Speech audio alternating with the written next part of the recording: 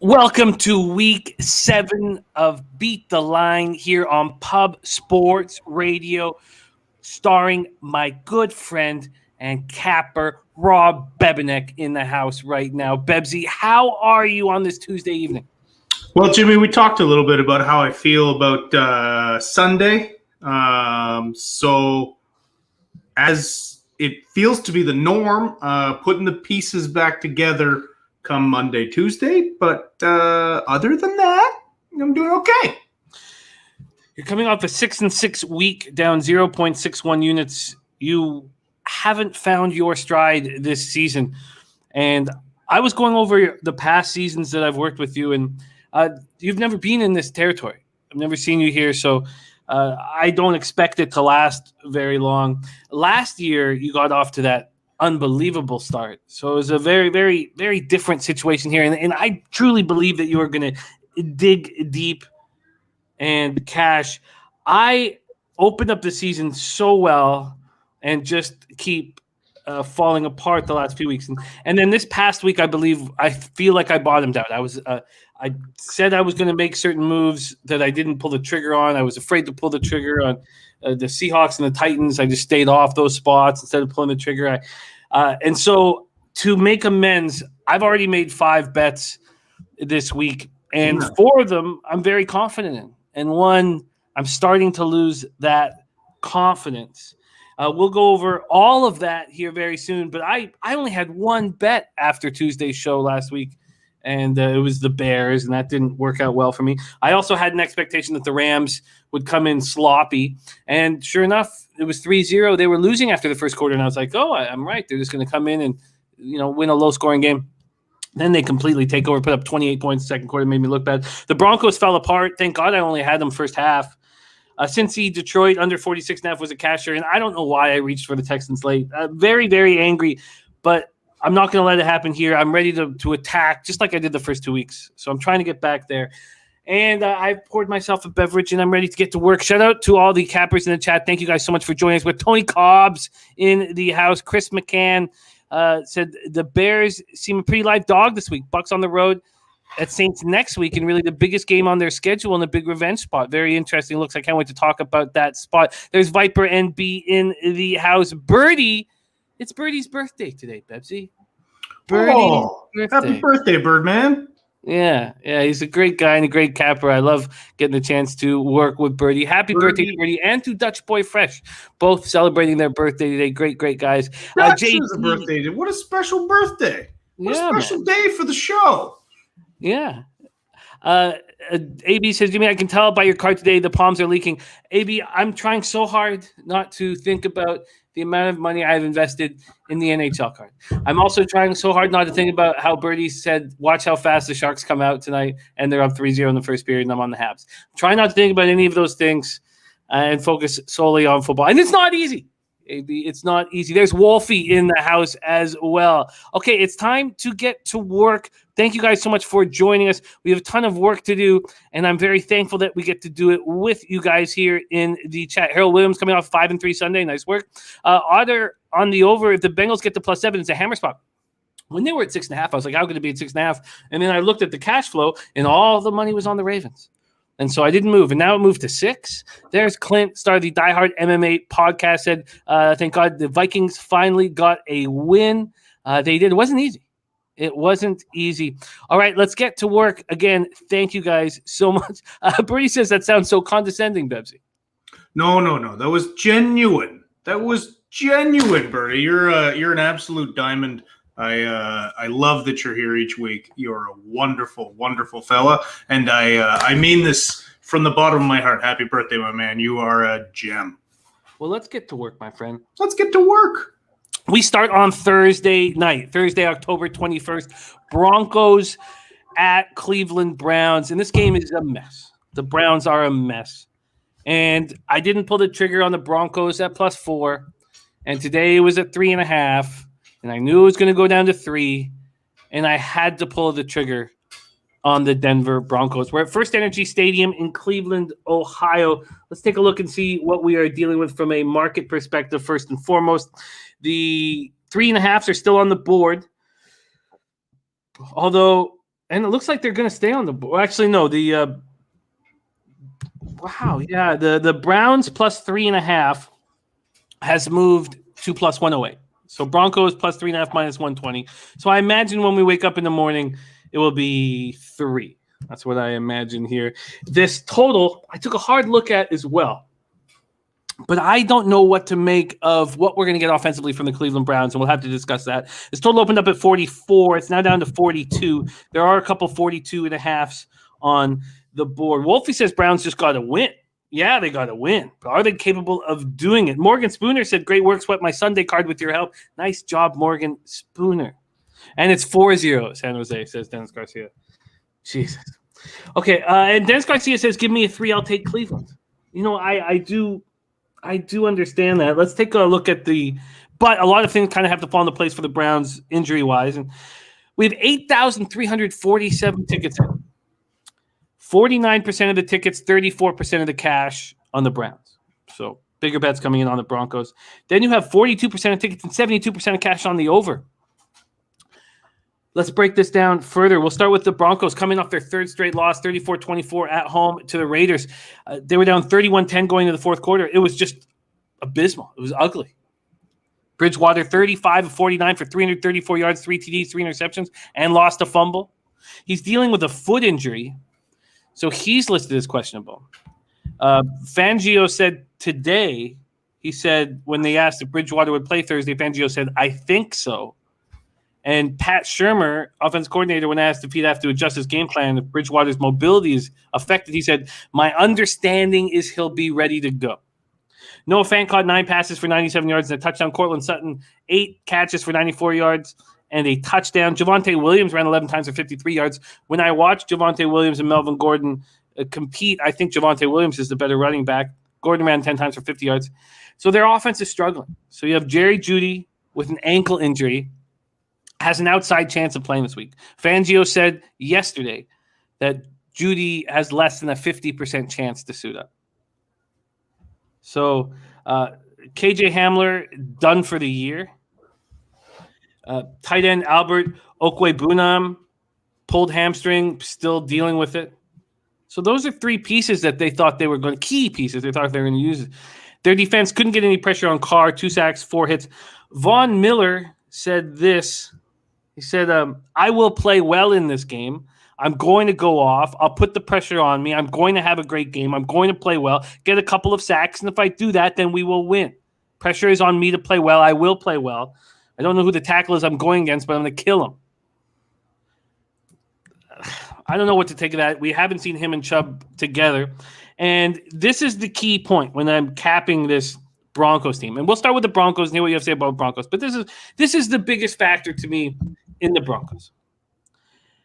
They are paying $40 million to 4 cornerbacks. Surtain, $13.27 million. Darby, $10 million. Fuller, $9.5 million. Brian Callen, $7.18 million. They're paying $22 million to their starting safeties. 17 to Justin Simmons and Kareem Jackson, $5 million. And they've been bad. Worse than bad. They've been terrible. They keep getting burnt deep. Only Surtain's not getting burnt deep.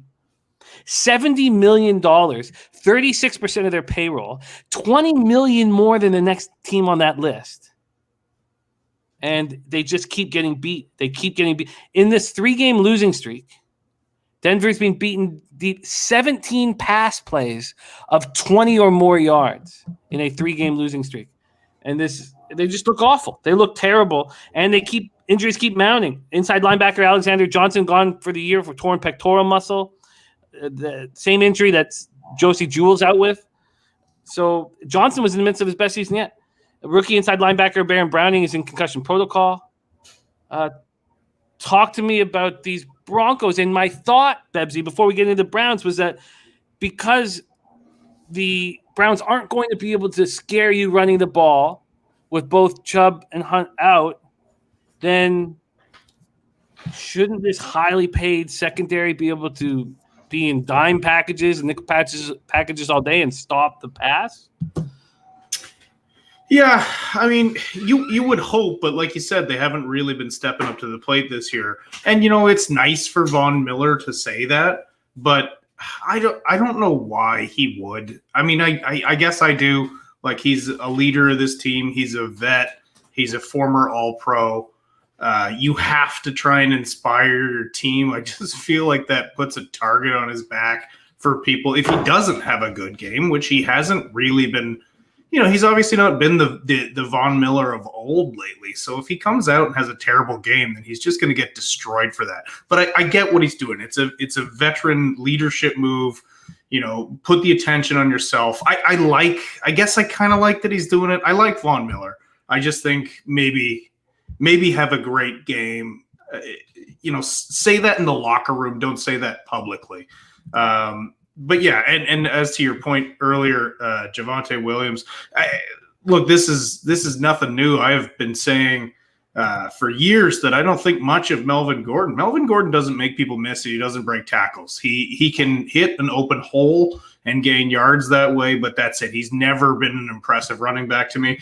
Williams is different. I think that guy's an absolute stud, and I do really think that that has to be your guy going forward.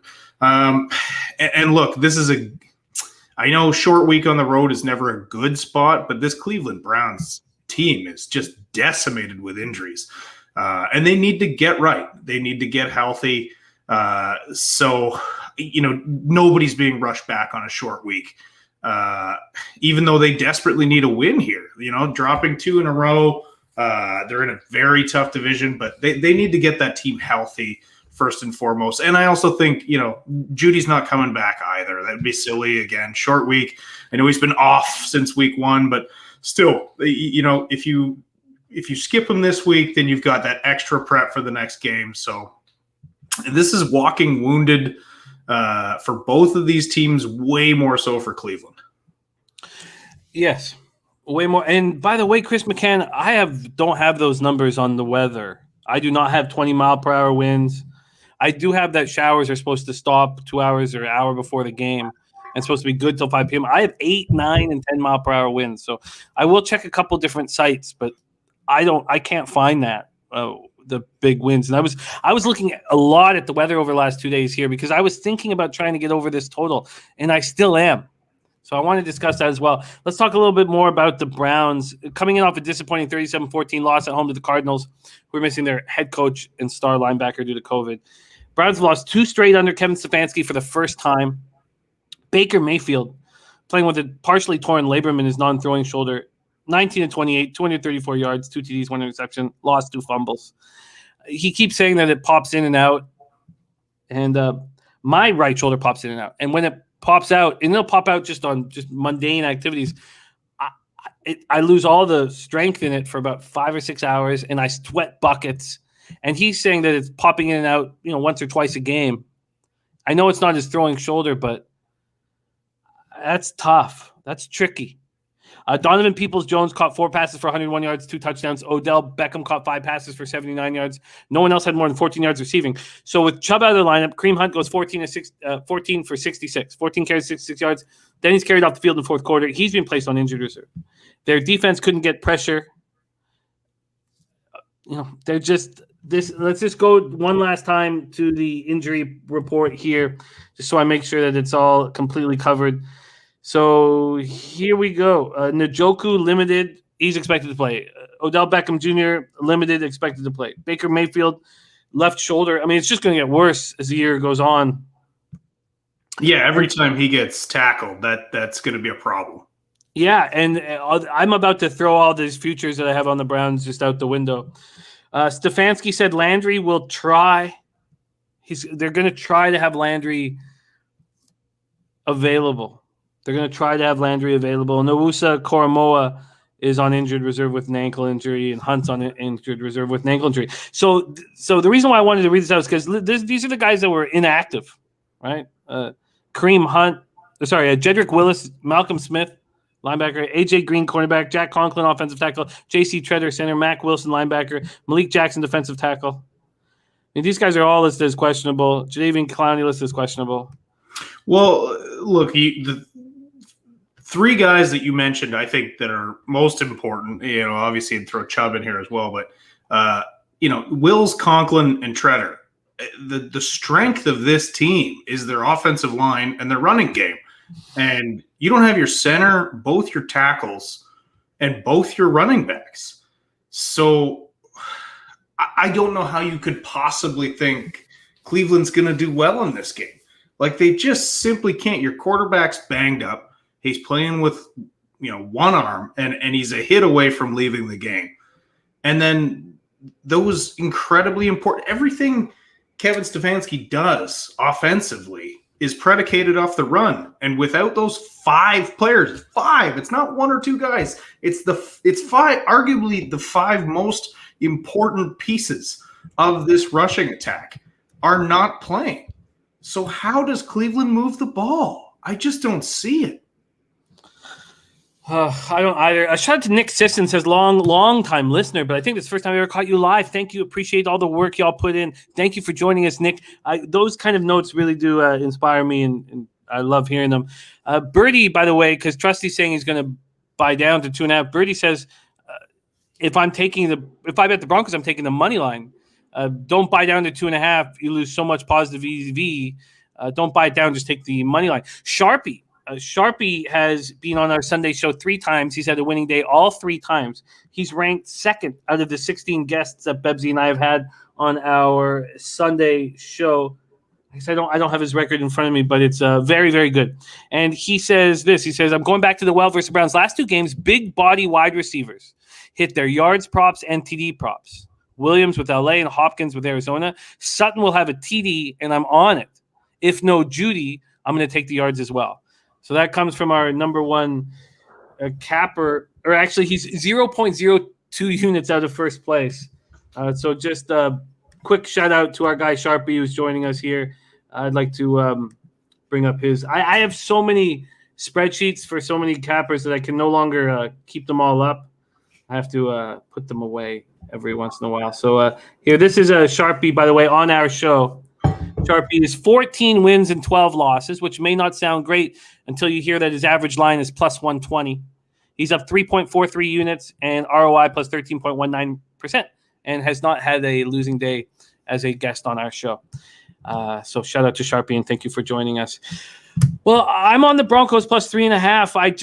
I just don't see. Maybe I'll put it better this way. I just see this as a pretty easy team to defend right now in the Browns. I'm with Birdie here. I would, if it wasn't Thursday Night Football. All right, the Thursday Night Football gods have shut Bebsie down from what he was about to say. The NFL came in and said, Birdie, we're not going to let you, Bebsie, we're not going to let you talk about Thursday Night Football like that. We're going to shut you the fuck down.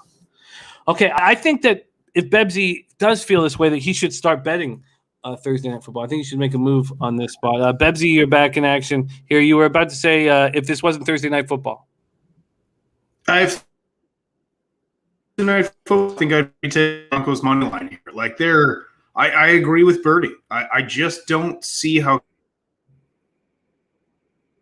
All right, we're gonna have to get Bebsie hardwired into his internet, which will happen shortly. I'm on the Broncos plus 3.5 and minus 120, and Cindy Place always says if we play, the under is the play.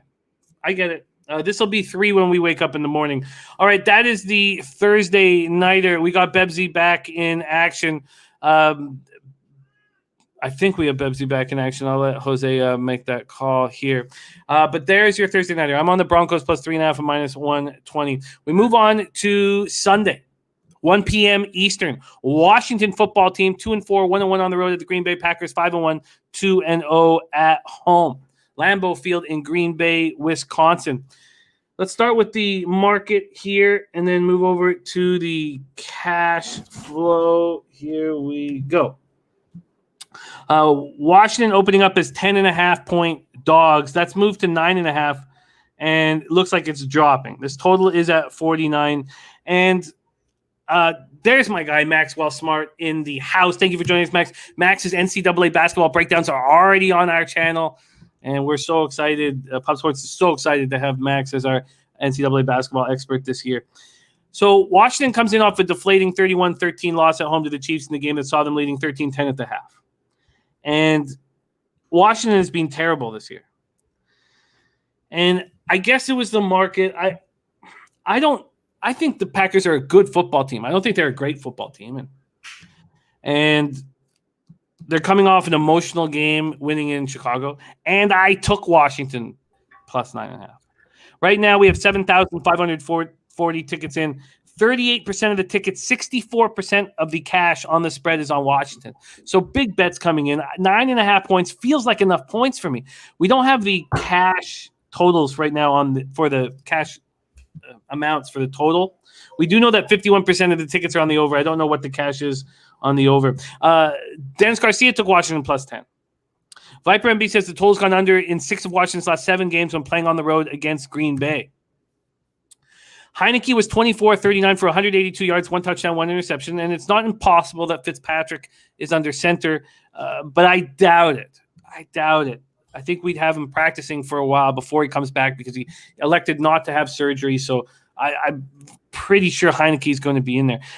J.D. McKissick ran 8 times for 45 yards, caught 8 passes for 65 yards. Antonio Gibson still seems to be bothered by this shin injury. He ran 10 times for 44 yards, but he was pulled. He came off the field a couple times due to the injury. Ricky Seals-Jones caught 4 passes for 58 yards and a touchdown. Washington's defense applied more pressure, 3 sacks, 10 quarterback hits, but it wasn't enough. So Curtis Samuel groin, Cam Sims hamstring, Brandon Scherf knee, and Sam Cosmi ankle were inactive and are questionable to be activated here. Packers coming off a strong 24-14 win at Chicago. Rodgers 17-23, 194 yards, 2 touchdowns, 0 interceptions. And he looked like a boss when he ran in for that final touchdown. He looked like an alpha boss. And I haven't seen that much of that. When I see him do stuff like that, I'm like, well, how do you only have 1 ring? If you're that much of a fucking boss screaming at the fans that you own them, why are you not more successful? Devontae Adams caught 4 passes for 89 yards. Aaron Jones ran 13 times for 76 yards, caught 4 passes for 34 yards, 1 touchdown. Bebsie doubled up on running backs, A.J. Dillon and Aaron Jones, and they looked great. Dillon was a great 1-2 punch with Aaron Jones, ran 11 times for 59 yards. Kenny Clark was dangerous all game long. They had a ton of trouble slowing him down. He got 2 sacks. Packers had 4 on the game. Center Josh Myers was helped off the field following a running play, and he's expected to be out for a month. Left tackle Eldon Jenkins returned after missing 3 games with an ankle injury. Darnell Savage left with a concussion after the first play from scrimmage in the second half. He did get an interception earlier in the game.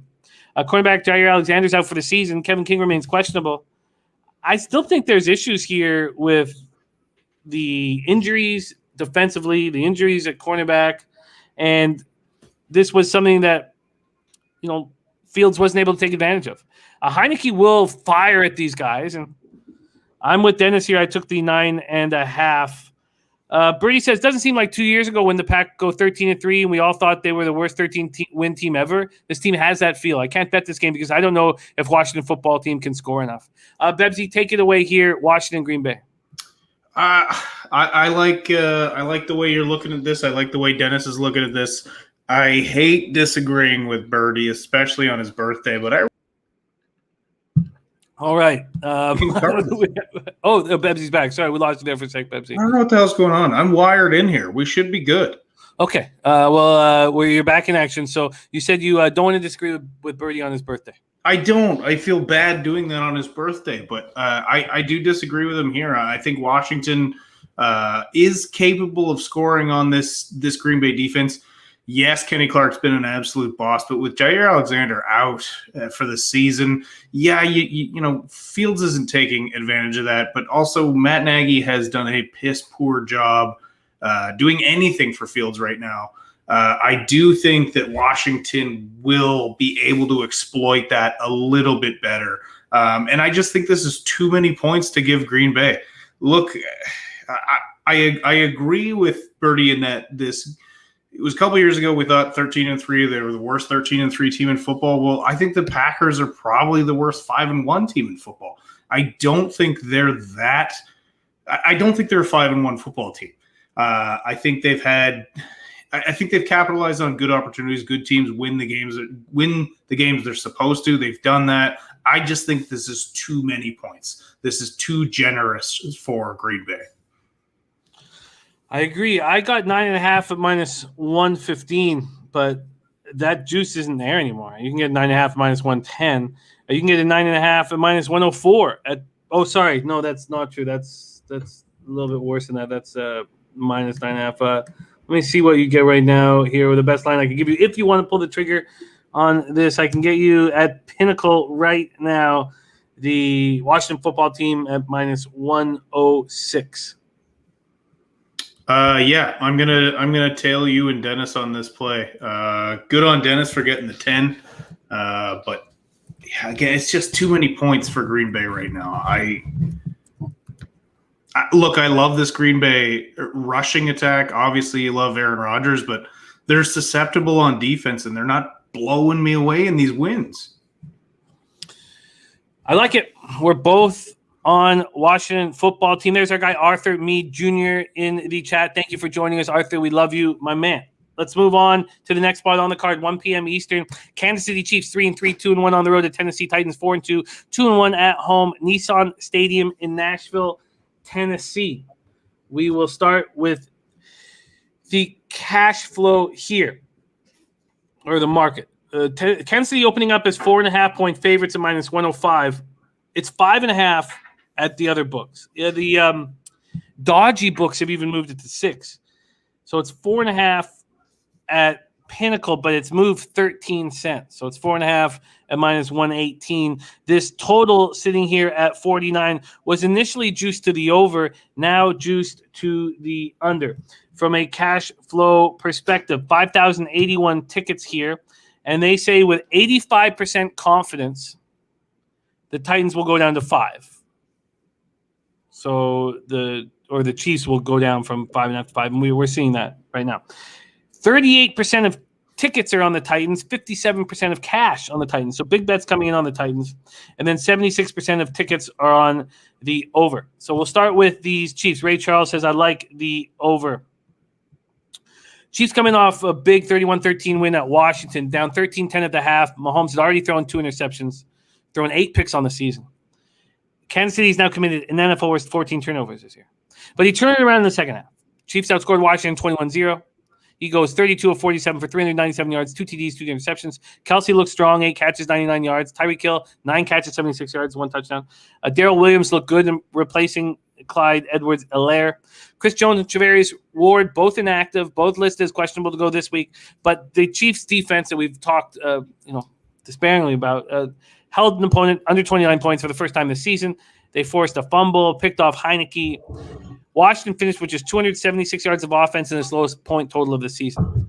Tight end Jody Fortson was carted off in the third quarter with a torn left Achilles, done for the year. Linebacker Anthony Hitchens injured his right elbow on a hit in the second quarter. He's set to have an MRI today. He had been dealing with a knee injury. So he had been dealing with a knee injury. Now he's got an elbow injury. And left guard Joe Thuney played a second consecutive game with a broken right hand. He's handling that very well. Titans coming off a short week after their big 34-31 win at Buffalo last night. Tannehill, 18 for 29, 216 yards, no touchdowns, 1 pick. A.J. Brown, 7 catches for 91 yards. After missing 2 straight games with a hamstring injury, Julio Jones caught 3 passes for 59 yards. And then we're not sure if he tweaked his hamstring or if it's injured again. They've been pretty mum on it, but he was pulled from the game. Derrick Henry was just a bull. 20 carries for 143 yards, 3 touchdowns. Topped 100 yards for the 5th straight game. That's the longest streak in the NFL since DeMarco Murray ran 8 straight for 2014 for Dallas. He now has 11 touchdowns of 50 yards or longer. That's tying Chris Jones for 4th most in NFL history. So that's behind Adrian Peterson with 16, Barry Sanders 15, Jim Brown of 12. I mean, he's just phenomenal Hall of Famer. They put up 34 points against a defense that was allowing an average of 12.8 a game. Kevin Byard had a pick, and as a team, they had 3 sacks, 8 quarterback hits. But, and there's a big but here, they have to deal with some injuries. Taylor Lewin, carted from the field, concussion protocol. First-round pick, Caleb Farley, rookie cornerback, helped off the field with an injured left knee. He's on IR. Cornerback Chris Jackson injured his foot. Receiver Cameron Batson tore his right ACL, and he's done for the year. Bebsie, can the Titans carry on this momentum? Are they in trouble here after that giant win? Yeah, I mean, I think this is a stay-away game for that reason alone. You combination of the Chiefs struggling to cover, which doesn't give you a ton of faith in them. But the Titans coming off that win, Derrick Henry just having a monster game. And look, Titans just beat, I think, the best team in football right now. Their record doesn't show it, but I do believe Buffalo is the best, most balanced team in football.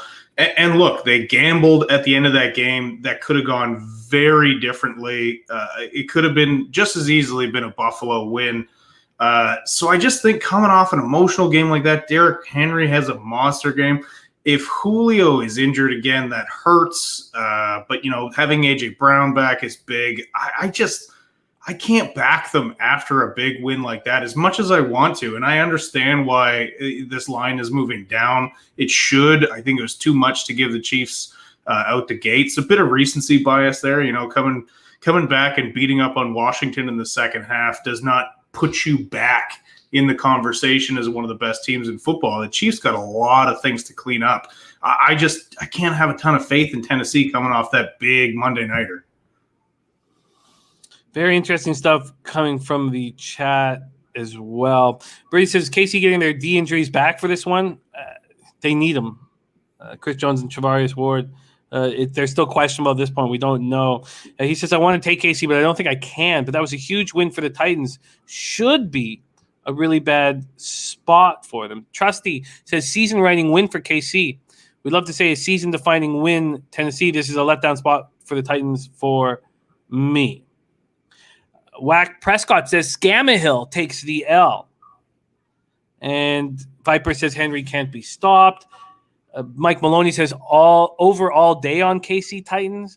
Brady says KC does know how to defend this Titans team. Damn, I don't want to talk myself into betting KC. I think I like the under here. Ray Charles going to take the over at 58.5 to get plus 115 on it. Gerald Jones created KC at -4. Only bet the plus as KC defense is horrible versus the run. I don't know really what to do here, but I do think it's a tough spot for the Titans on a short week after that very impressive victory. I think it's tough that the Chiefs are coming to town, but I'm hesitant to make a move. It's a tough spot too, and you've also it wasn't that long ago that Tennessee was dominating the Chiefs in the playoffs, and the Chiefs came back and scored 1 billion points in 2 minutes. And I think that still lives in the back of the mind of a lot of these Tennessee players. And I don't mean in a motivational way. I mean in they could do this to us at any time. And I don't think it benefits the Titans. If you put a gun to my head, I would wait for this line to move down and take the Chiefs. But it's a stay away game for me. I really hate betting both of these teams, to be honest with you. Yeah,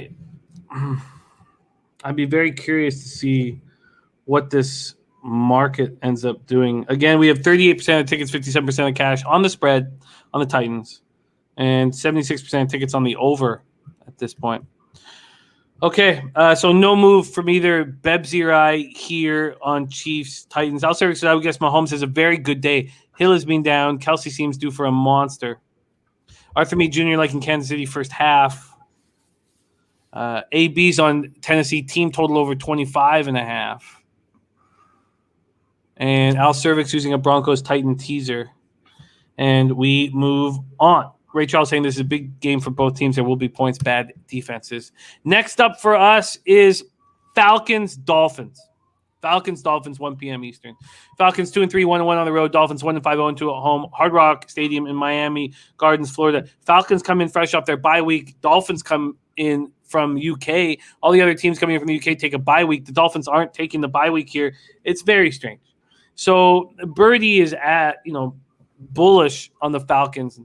I watched this Falcons go from -1 to -2, and then it went to 2.5, and I was like, he's absolutely right. This couldn't be a worse spot for the Miami Dolphins. And I can't, because with the Vikings game last week, it was so stupid. It was so stupid, but I was just worried about COVID. And it was just, I don't know why it was in my head. I was like, let's just wait a little bit. And then I gave it out on a radio show a Friday morning at -1. And then I did my show. But when my show was on, it moved to 2.5. and because they announced McCaffrey wasn't going to be in, and then I was angry about that 1.5, which doesn't really matter, and I didn't make the bet. And this time I was like, don't let this happen again. So I moved on the Falcons -2.5, -110. So let's take a look at where the cash is in this spot here in this game. We have 4,287 tickets in. 54% of the tickets, 67% of the cash on the spread on the Falcons. 57% of tickets on the under, 92% of cash on the under. This total's gone from 48 to 47.5. That's very, very, very interesting. Huh. Wow. Brady says, I bet Falcons money line. I don't know what the hell this Miami team is doing on offense. It's mind-boggling bad. Ray Charles says, I guess on paper it has to be the Falcons. We last saw this Falcons team in the UK in a 27-20 win at home over the Jets. Matt Ryan was 33 for 45, 342 yards, 2 touchdowns, no picks. Kyle Pitts had his first big game in the NFL. 9 catches, 119 yards, 1 touchdown. Cordero Patterson ran 14 times for 54 yards. Mike Davis added 53 yards on 13 carries, but did fumble, lose it. The front seven didn't put enough pressure on Zach Wilson. They sacked him twice, hit him 5 times, but it was enough. Calvin Ridley and Russell Gage missed the UK game. Ridley for personal reasons. Gage due to an ankle injury. Both are expected back. Offensive tackle Caleb McGarry was placed on COVID reserve yesterday. So they're coming back from UK and someone's got COVID, and it makes me nervous. Cornerback Avery Williams, safety Eric Harris, and defensive tackle Marlon Davidson each missed the UK game and are listed as questionable to go this week. Dolphins aren't taking their bye. It's crazy. They've lost 5 straight. After Flores looked so good recreating this team in his image, letting Minkah Fitzpatrick go, making all these questionable moves, and then watching this team fight for him. Now they're in complete disarray, and they need a ton of help. Tagovailoa returned from injury, 33-47, 329 yards, 2 touchdowns, 1 pick, coming back from fractured ribs. Gesicki caught 8 passes for 115 yards. Jalen Waddle, 10 catches for 70 yards, 2 touchdowns. But they continue to get nothing out of their ground game. Malcolm Brown ran 5 times for 24 yards. Salvin Ahmed ran 7 times for 22 yards. I thought that with Fuller and Devontae Parker out, now Devontae Parker is questionable and Fuller is on IR, that wouldn't Myles Gaskin get a ton of run? And then I saw his rushing yards so low that I was like, oh, that's a red flag. How could they possibly be that low? And he was nowhere to be seen. He ran 5 times for 9 yards, caught 2 passes for 5 yards, and lost the fumble. They got 2 sacks and 7 quarterback hits. I mean, they're getting no pressure. I mean, do we need to get Cameron Wake out of retirement? Xavier Howard, Byron Jones, both out injured. They're listed as questionable this week. Former BC Lion, Cameron Wake? You're damn right. Favorite player. So I don't know. I had to take the Falcons. I had to. And Dennis Garcia says Atlanta, Miami unders to play. Give me 3. I'll take Miami. Says teaser material for now. Take it away. Very interested. I can't believe I'm going to say what I'm about to say because we all know how much the Falcons have hurt you and hurt me. Hey, sorry, my dog's jumping up on the counter. I'm taking first half full game Falcons here. I just an extra week of preparation versus Miami coming back from the UK. And really, look, Tua didn't look bad. I think Tua is being unfairly blamed for this for their losses week. He actually played pretty well. It's not Tua. It's this whole team seems out of whack. Flores seems out of whack. I said on Tuesday's show last week, I said I trust Brian Flores so much more than I trust Urban Meyer. And look what that did to me. I was dead wrong about that. So I'm going to take the Falcons here. I think Kyle Pitts, I think he's going to be able to build on that game. I don't think he's going to just all of a sudden explode and be, that guy every week. I just think, that's a big game for him, helps his confidence, helps him getting up to this NFL speed. I think it's huge getting Ridley back. If they get Gage back, that's bonus. But this is a really bad spot for Miami, and it's a good spot for Atlanta. So I'm going to take advantage of that. I agree. And I should move on the first half here. You're getting a nice line on the first half. I thought it was going to be worse just because it's moved so quickly in the Falcons' direction, but you're getting -0.5 at -110 at Pinnacle. So full game -2.5. Let me shop for you right here. Falcons, Dolphins. You're getting -2.5 and -108 at Pinnacle. I agree, and I'm gonna double up here. First half -half -110 Pinnacle. Full game -2.5 -108, and I am adding first half -0.5 to my full game already. What do you think about the market, the big bets, and Dennis Garcia being so bullish on the under? Look, I don't blame anybody for being on the under right now. We haven't seen enough of either of these teams being able to pile up points. So, I wouldn't be bullish on it per se, but if you gave me a free play, I would probably take the under in this. I think the under makes sense. I mean, in the game against the Jets, the Falcons completely dominated it statistically. And when we talk about the Jets game, we'll go over some of their deficiencies in that game.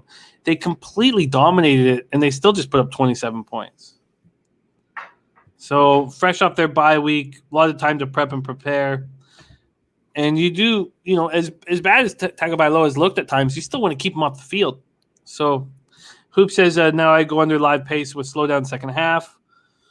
He's talking about, live betting in the next game. Okay. We're also betting on Tua, stringing together 2 good games in a row, which I don't know if he's quite capable of that. I don't personally trust. I don't think he'll have as good of a game as he did this weekend in a loss. So I don't think Tua is the guy. I like him. He seems like a nice kid. He certainly has some upside, but he was injured like crazy in college. He's already been injured a few times in the pros. I think that pick was crazy. It was nuts. I think that this is a nice high number at 47.5. If you gave me a free play, I'd be on the under. I just know that Matt Ryan is capable of putting up points in bunches. All right, let's roll on. New York Jets at New England Patriots, 1 p.m. Eastern, Gillette Stadium in Foxborough, Massachusetts. Jets 1-4, 0-3 on the road. Patriots 2-4, 0-4 at home. We have the Jets opening up as 6.5-point dogs. It moves to 7, and now 7.5, and the 7.5s are juiced.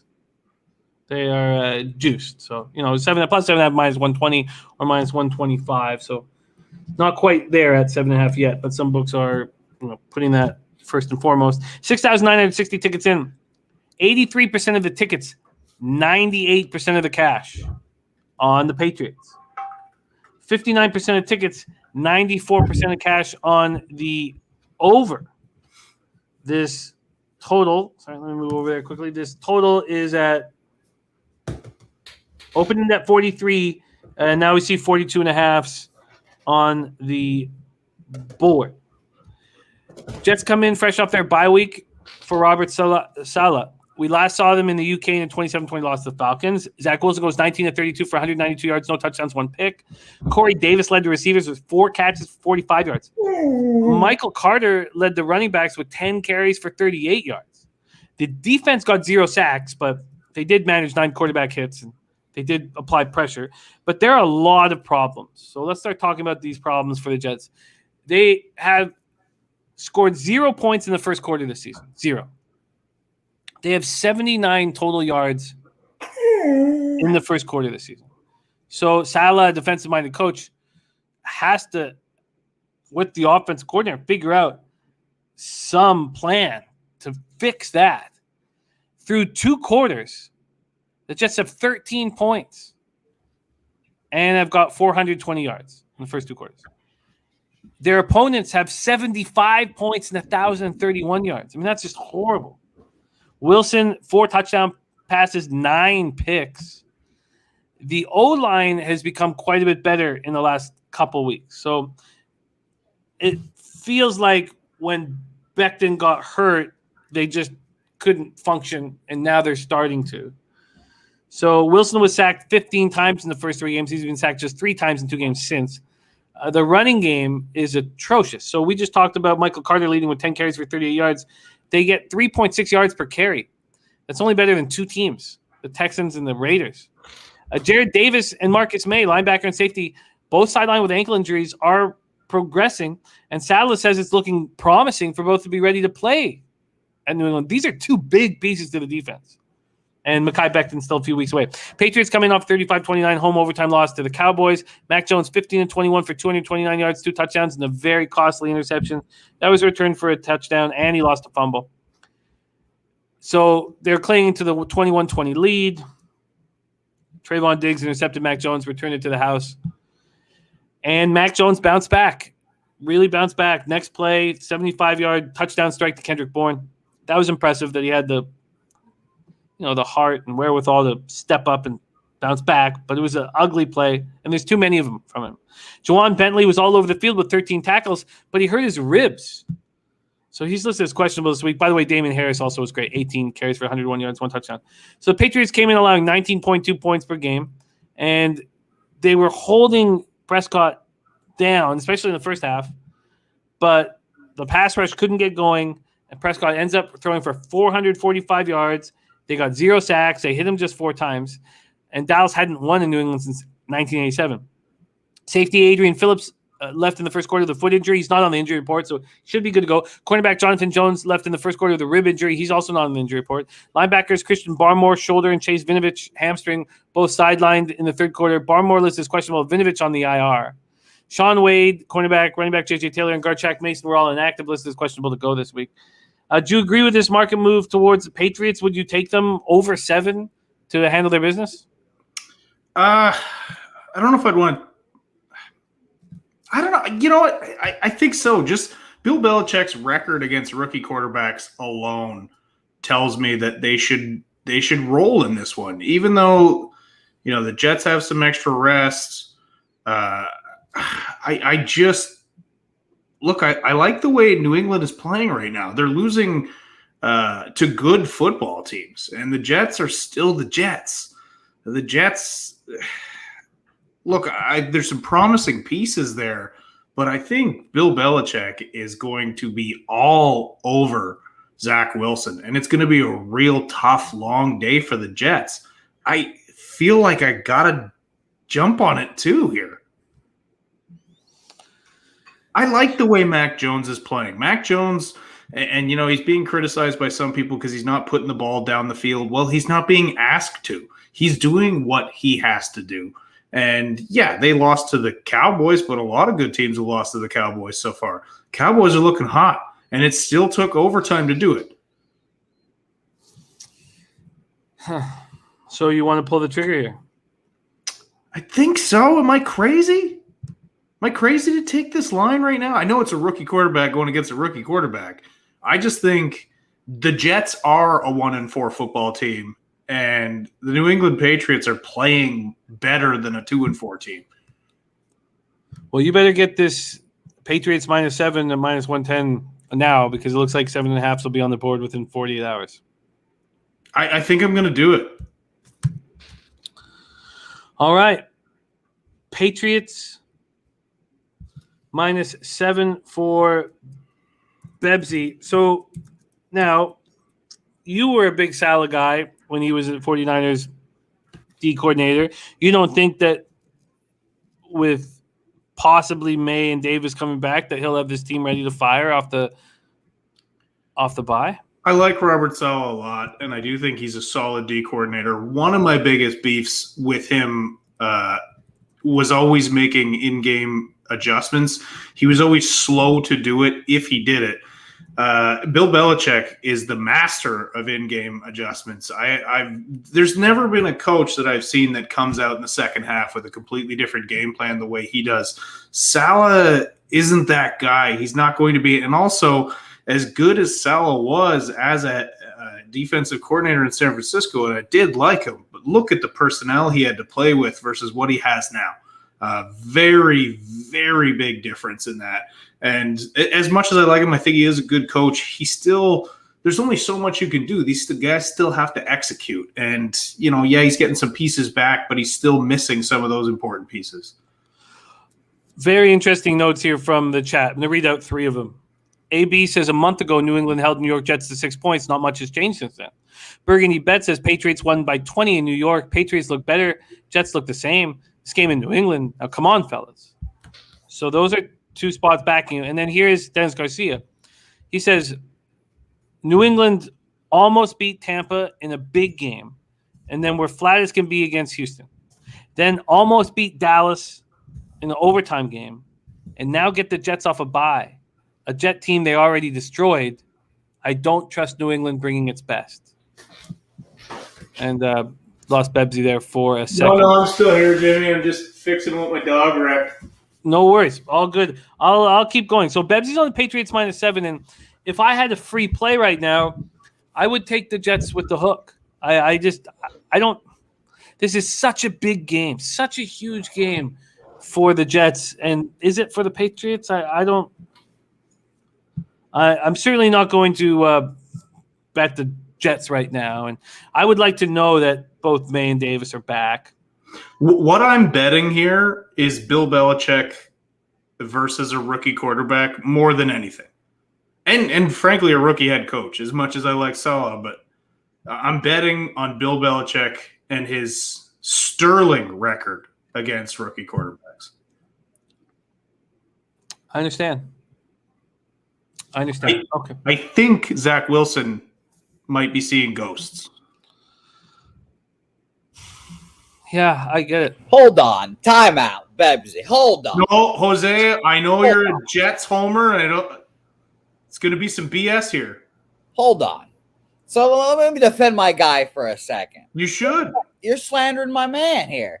You're saying a terrible performance, 6 points against him a month ago. That was like his second start against Bill Belichick. He threw like 6 interceptions. Of course he's going to do that. We all knew that was going to happen. Now he gets to see him a month later. He's feeling a little better about himself.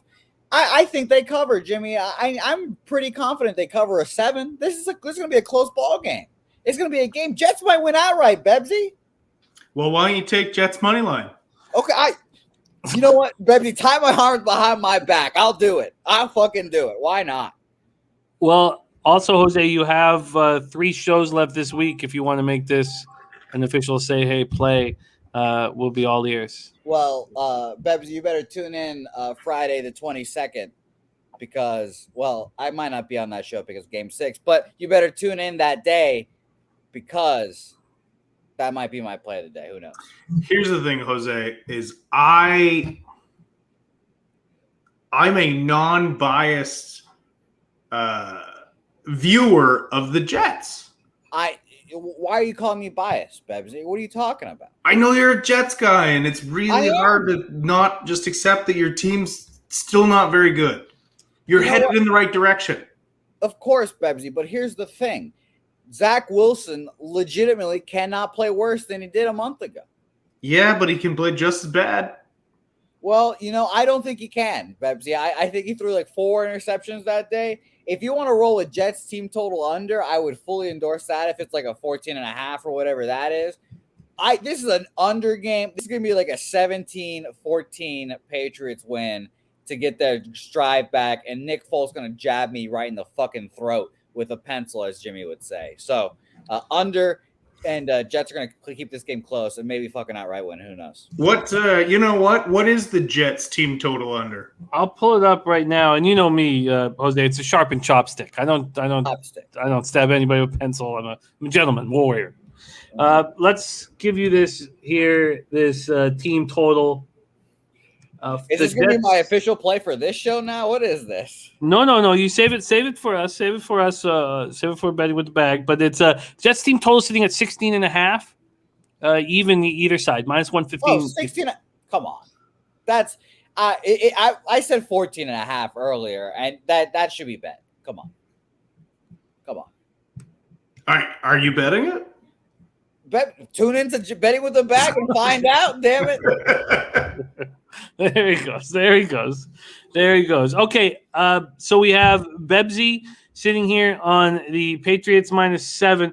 Those of you who are thinking about totals action, just remember at this point we have 7,036 tickets in, and 59% of the tickets are on the over, but 94% of cash is on the over. big bets coming in on the over, which would have to imply that they expect a bounce back opportunity for Mr. Wilson. And it opened up at 43 and it's dropped a half point. So it's tricky to figure that out. Harold Williams says, I agree. Pat's not winning by 7 or more. There's our guy, Ron Crawford, in the house. Sean Thompson giving a final score 23-21 Jets. I love Sean Thompson, by the way. A very, very good capper, and thankful to roll with him. All right, let's roll. And Big Daddy Boo, Leo Leon says, Jose needs help seriously. Okay, we're going to move on to Panthers Giants. That is next up, and I'm not scared. When I said this on the radio today, they were just eyes popped out of their heads. But I'm on the Giants +3, and the market looked like it wasn't going to stick around 3, and Pinnacle's moved to 2.5. The 2.5 is very juiced at Pinnacle, -123. So that doesn't give me a ton of confidence. Let's see, when did it move to 2.5? Oh wow, no, it's been there for a while. So it looks like Pinnacle will possibly move it back to 3. I'm on the Giants here, and this is another spot where I felt like I could abuse what people had seen last week. Only 22% of tickets are on the Giants, but 52% of the cash. So big bets coming in on them. Also, 43% of tickets on the over and 99% of cash. Now, another 60, 80,000 tickets are going to come in on this game, and we'll have a better feel for it at this point. Panthers, Giants, MetLife Stadium, East Rutherford, New Jersey. Panthers 3-3, 1-1 on the road. Giants 1-5, 0-3 at home. Carolina comes in off 34-28 home loss in overtime to the Vikings. 3-0 with Christian McCaffrey, 0-3 without him. Darnold was just 17 of 41, 207 yards, 1 TD, 1 interception. He also ran 4 times for 48 yards, but he lost the fumble. DJ Moore caught 5 passes for 73 yards, and it felt like the receivers had the yips. Robbie Anderson caught a TD pass, but caught just 3 passes after being targeted 11 times. Moore and Anderson combined for 6 of Carolina's 8 drops, and Moore also turned the ball over with a fumble. Chuba Hubbard did his best, and he's been doing his best to replace McCaffrey. I mean, it's a tough job. 16 carries for 61 yards and a touchdown.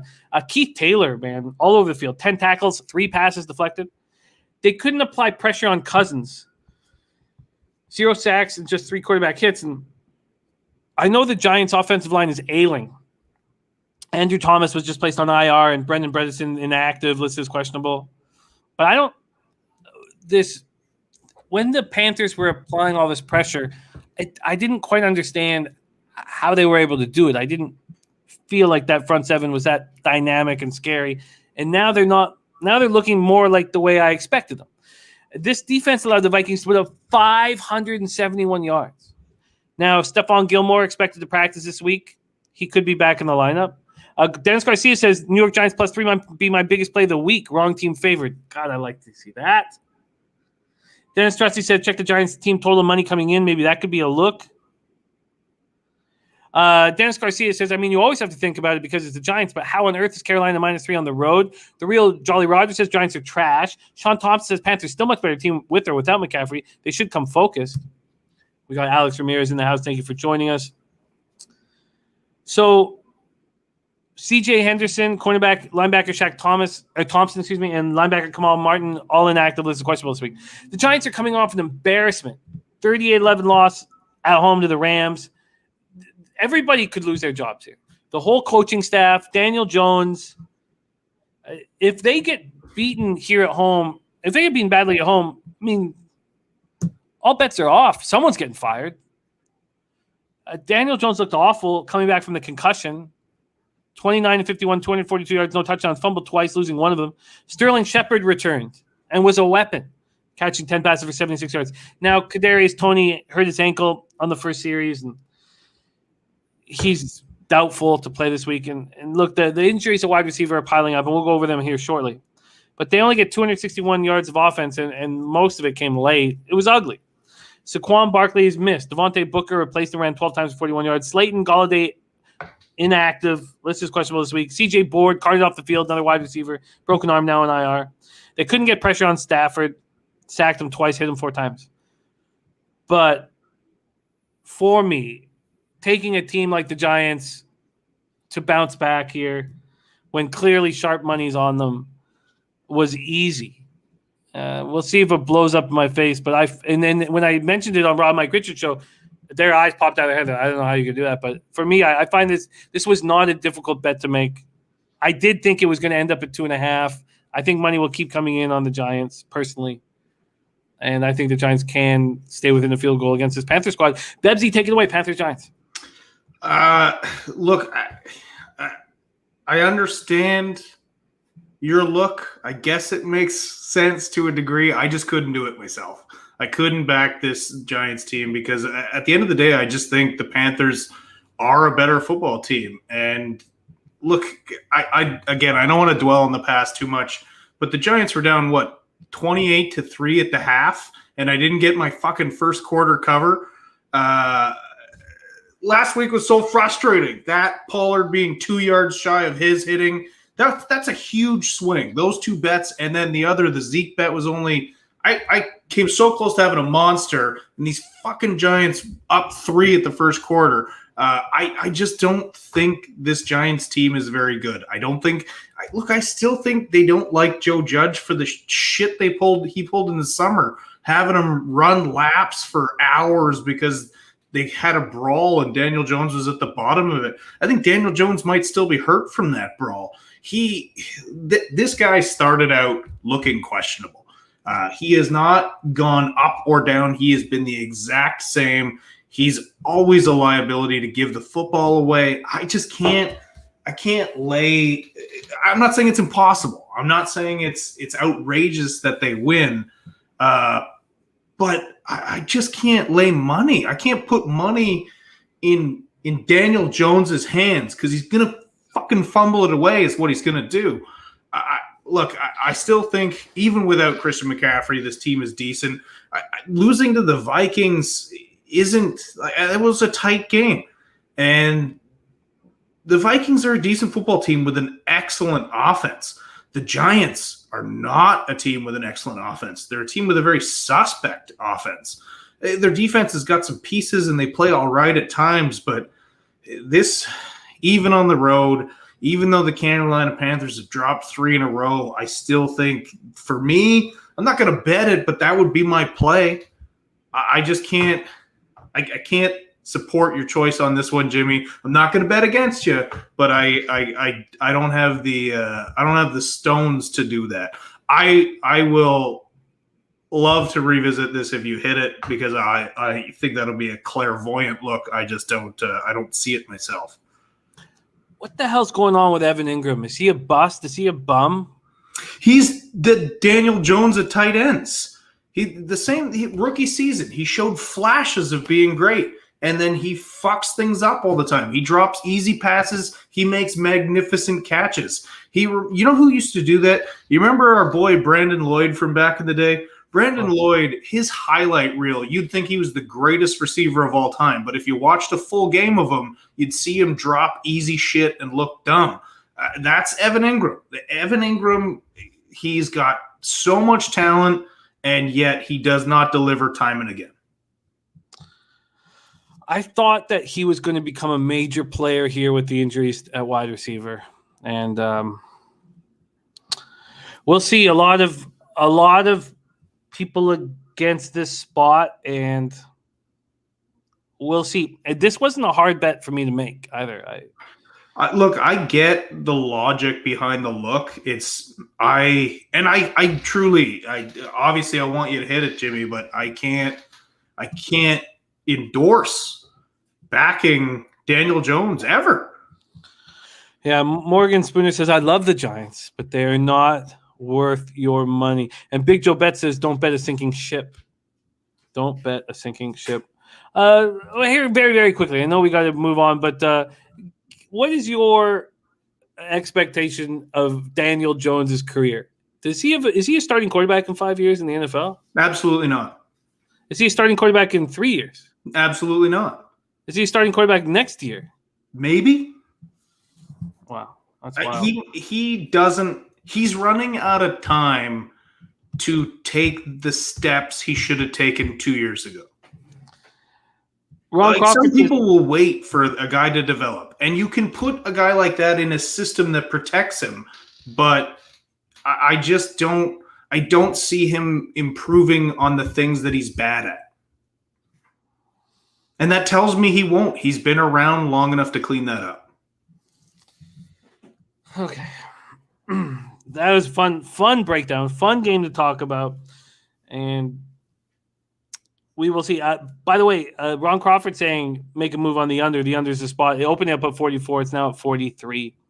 All right, we'll move on to a very fascinating game. 1 p.m. Eastern. Cincinnati Bengals 4-2, 2-1 on the road at the Baltimore Ravens. 5-1, 3-0 at home. We're at M&T Bank Stadium in Baltimore, Maryland, Charm City.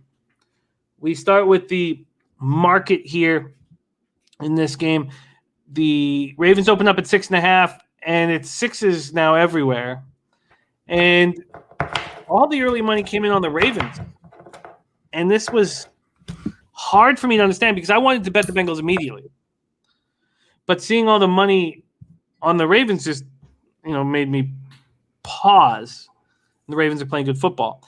It's coming back a little bit. So money's coming in now on the Bengals. But this is the situation now. 6,657 tickets in. 33% of the tickets on the Bengals, 29% of cash on the Bengals. Then from a total standpoint, 53% of tickets on the over, 72% of cash on the over.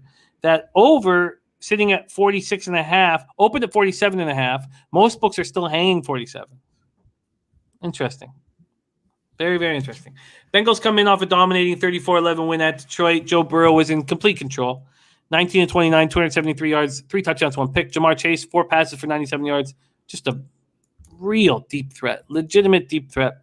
Joe Mixon ran 18 times for 94 yards, caught 5 passes for 59 yards, and 1 touchdown. He was having fun out there. They still need to apply more pressure. 1 sack, 4 quarterback hits. Logan Wilson continued his very impressive season. This guy's awesome. 6 tackles, 2 tackles for a loss, 1 interception, 4th interception of the year, 6th interception in his 18-game career.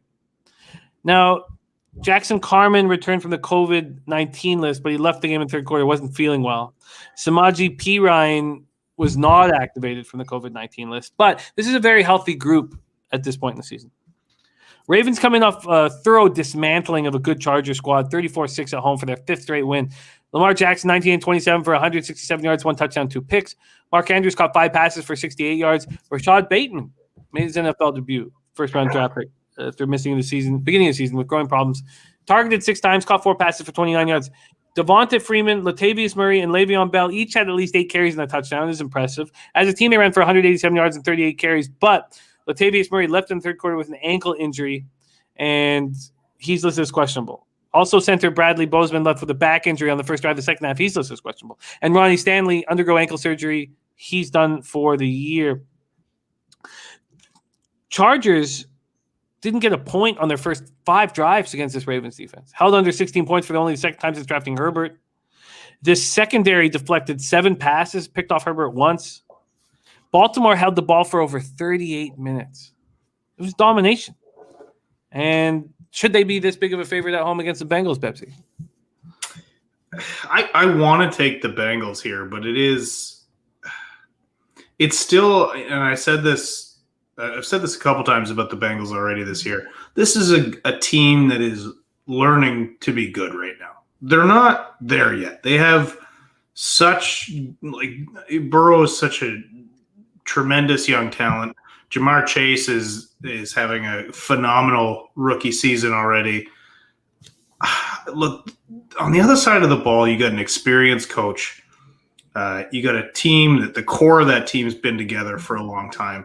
They have seen just a decimation of their backfield, and they're somehow still running. Well, they're not somehow still running the ball. Lamar Jackson is leading the charge, but they got touchdowns from Latavius Murray, Le'Veon Bell, and Devonta Freeman this weekend. And if you're wondering who those guys are, go watch a Pro Bowl from 2016 because those guys were all in it. It's crazy that they're still getting that kind of production. I want to take the Bengals here, and I think it's maybe too many points because of the fact that this is a divisional matchup. I think the Bengals are going to come to play. I just think with John Harbaugh on the other side and Lamar Jackson playing MVP level football, I think it is really, really tough to bet against the Ravens right now. I really thought the Chargers, I thought Justin Herbert was going to ball out, and that he didn't. They looked terrible. They looked inept. Baltimore is cooking right now. They've overcome some early season injuries, and they've settled in right now. I don't see them taking the foot off the gas at home this week. This is a really tough spot for the Bengals. Very tough spot. Burgundy, you're absolutely right. Catch all on the Ravens. Sean Thompson says I think the Ravens are the sharp side, in my opinion. You're right, and the sharps are all over the Ravens, and that's why I didn't move on the Bengals at first offering at 6.5. Listen to this is from Birdie, and I'll pop it. I've already popped on the screen. We'll pop it up once more. He says Bengals get rooted here. Rooted. I've tried to warn everyone. Bengals will get beat by good teams. Zach Taylor is a horrible coach. What do you think of that? He's not wrong. I mean, Zach Taylor's 4-2 right now, but he's been pretty terrible since he got there. What he has is some great weapons offensively. And Burrow's been fantastic considering he doesn't have a ton of O-line help. The O-line's obviously been better this year, but I tend to want to agree with him. Like he's going to get horribly outcoached by the Ravens in this one. It's why I want the Bengals in the points, but my brains suggest Baltimore. Well, this is a pretty easy stay off right now. Mississippi Whisperer saying Chargers forced too many passes. Scott H said Baltimore barely handled the Lions. There was a strange spot there where we were all on the Lions. It was different. Seeing all the sharp money, and let's just go over it one last time before we move on here. But it's coming back. And I said that off the top. This was huge towards Baltimore 24 hours ago. This was over 90% of the cash towards Baltimore.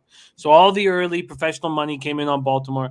And then just like Burgundy Bets is saying, it's a reverse line movement that is confusing. It's very, very confusing. Gerald Jones says Ravens my best bet as of today. And Gerald Jones knows what he's doing, man. Very good capper. Al Cervic says Chargers were coming off massive game versus Browns. They and the Browns were done last week before kickoff. Al Cervic, you were absolutely right. And I wish we had this conversation a few days ago. Okay, so those are the 1 p.m. games. Let's move into afternoon action. We start at 4:05 p.m. Eastern. Philadelphia Eagles at Las Vegas Raiders. Eagles 2-4, 2-1 on the road. Raiders 4-2, 2-1 at home. And good old Richie Bisaccia and Greg Olson sure proved me wrong. And I guess the truth of the matter is when these types of situations happen, you don't know if it's going to galvanize the troops or affect them negatively. You don't. And you don't know if they wanted Gruden out the door and now they're inspired and excited or they're hurt that he left. And I thought that the Raiders were vulnerable and going to fall apart. And the market moved quickly, and I was still trying to figure it out. And while the market moved quickly, I ended up only on the first half. But a lot of my friends, even on our Sunday show, Babano wanted first half full game. Well, he wanted to split up a unit in half, and we had that conversation. That he's not allowed to do that when I record keep. And so he ended up going full unit, but on each. But let's just start there. Are you surprised by the Raiders being galvanized under Rich Bisaccia?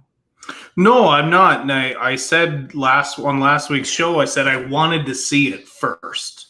I said I wanted to see it because I didn't know what they were going to do, and I'm not surprised by this.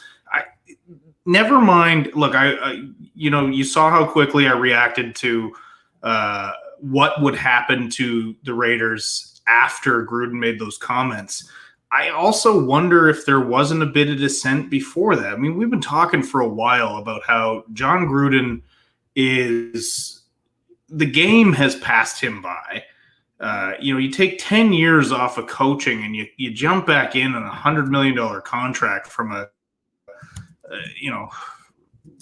Mark Davis, son of Al Davis, doing crazy things like his old man. And I wonder if the team already wasn't totally in on Gruden, but there are good football players there. And so, his comments get dug up. His emails get dug up. And it wasn't, a lot of people are like, one email 10 years ago. No, it was like 70 emails as early as like a couple years ago.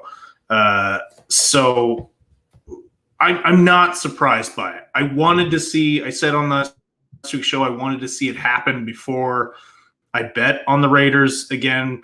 And they did it. They did exactly what a lot of people thought they would do, which I hoped. All right, we have a frozen Bebsie. We'll get him back locked in here in a second.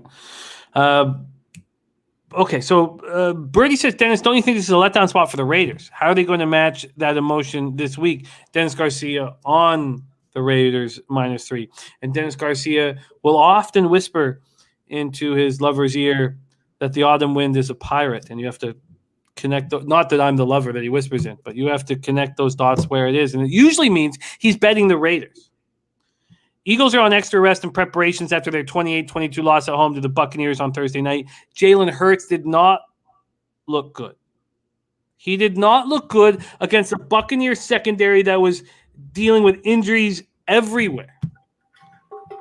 I have it more on the Buccaneers breakdown, so I should probably just move over there. But the injuries to this secondary, they're already missing cornerbacks Carlton Davis and Sean Murphy-Bunting, safety Antoine Winfield with a concussion, and then Sherman goes down, and it doesn't matter. He's incapable of abusing something that seemed open for abuse. 115 yards pass. He completed 12 passes. 12 against that secondary. I couldn't believe it. And they covered. And the under hit, which are the two spots I was afraid to move on. But I didn't take the other side. I just stayed back and just hated myself. Quez Watkins was the leading receiver with 3 catches, 44 yards. Devontae Smith, 2 catches for 31 yards. Zach Ertz caught 4 passes for 29 yards and a touchdown, subsequently traded to the Cardinals. Miles Sanders ran 9 times for 56 yards. Alex Singleton was excellent all over the field. 15 tackles. They couldn't get pressure on Brady. 0 sacks, 3 quarterback hits. And Goddard, COVID protocol. Lane Johnson, personal. I don't know if Lane Johnson's ever coming back. I don't know what's going on with Lane Johnson. Dallas Goddard, you expected he's coming to come back because Ertz was just ditched. There's Elliot V in the house. Great to see you, Elliot. Great group we have rolling with us right now. Okay, so then the Raiders, as you said, they wanted Gruden out. Bisaccia, Greg Olsen. Greg Olsen hadn't had play calling duty since 2014. These are two guys that have been here with this franchise for a long time, and they're clearly loved by their players. Carr 18-27 for 341 yards, 2 touchdowns, no picks. Henry Ruggs caught 3 passes for 97 yards, 1 touchdown. Brian Edwards caught 2 passes for 67 yards. Darren Waller caught 5 passes for 59 yards. Josh Jacobs returns from injury, runs 16 times for 53 yards. Kenyon Drake, 4 carries for 34 yards, 2 catches for 39 yards. And Max Crosby, God, is he dynamite. 6 tackles. He was credited with 3 sacks, but he was in on all 5 of them. 1 pass deflected, 5 quarterback hits. Listen to this, Bebsy. I haven't said this number yet all year. The Raiders had 5 sacks and 17 quarterback hits. I haven't said that all year. I've only once said double digits. Kwiatkowski foot, Roderick Teamer shoulder got hurt. Both are listed questionable this week as his defensive tackle, Jonathan Hankins. Okay, here we go. Eagles, Raiders. Raiders are 3-point favorites right across the board. There has been an 11-cent move on that 3. Dennis Garcia is on that 3. This total's opened up at 47.5 now at 48.5 or 49. There is even a 49.5 on the board. And we have 4,854 tickets in. 16% of the tickets are on Philadelphia, but 53% of the cash. Big bets coming in on the Eagles. And then 67% of tickets on the over. We don't have money totals yet. Bebsy, take it away, Eagles, Raiders. I'm moving on the Raiders here for a couple of reasons. One is this Raiders team, part of the problem in the past is they just didn't they didn't have any weapons emerging. Like last year, they had Waller, and Waller is fantastic. We all know that. And Hunter Renfrow was, he had some moments, but nothing overly special. He's developed into an excellent pass catcher, very smart player, very shifty route runner. I like what I see from Hunter Renfrow. I also love what I'm seeing from Henry Ruggs now. The last few weeks, he's really exploded into the player we all thought he could be. So now you have 3 legitimate weapons.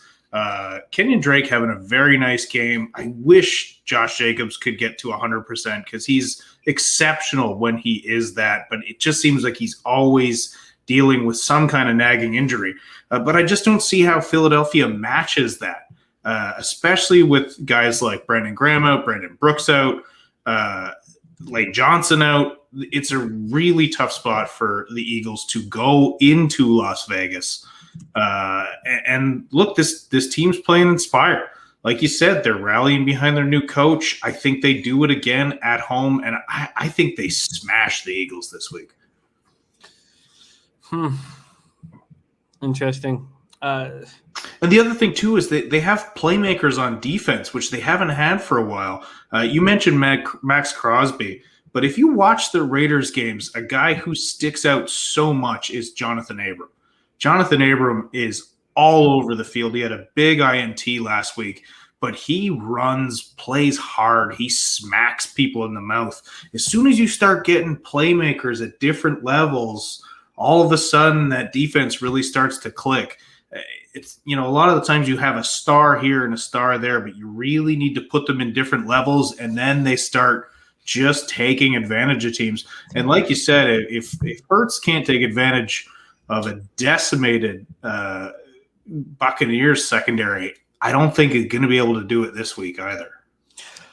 Let's finish on something we've never really tried this quite like this before, but I hear your reasons for the Raiders. I completely get it.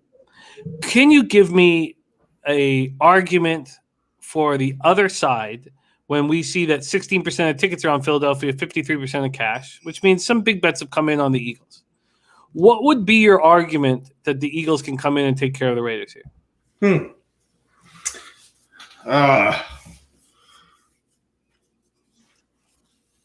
Letdown spot? I mean, maybe, I guess maybe Vegas having such a big game post John Gruden and playing so well, do they now, after getting that win, the breath of fresh air, do they now take a step back? Maybe they don't come out as fired up. Maybe they have less to prove.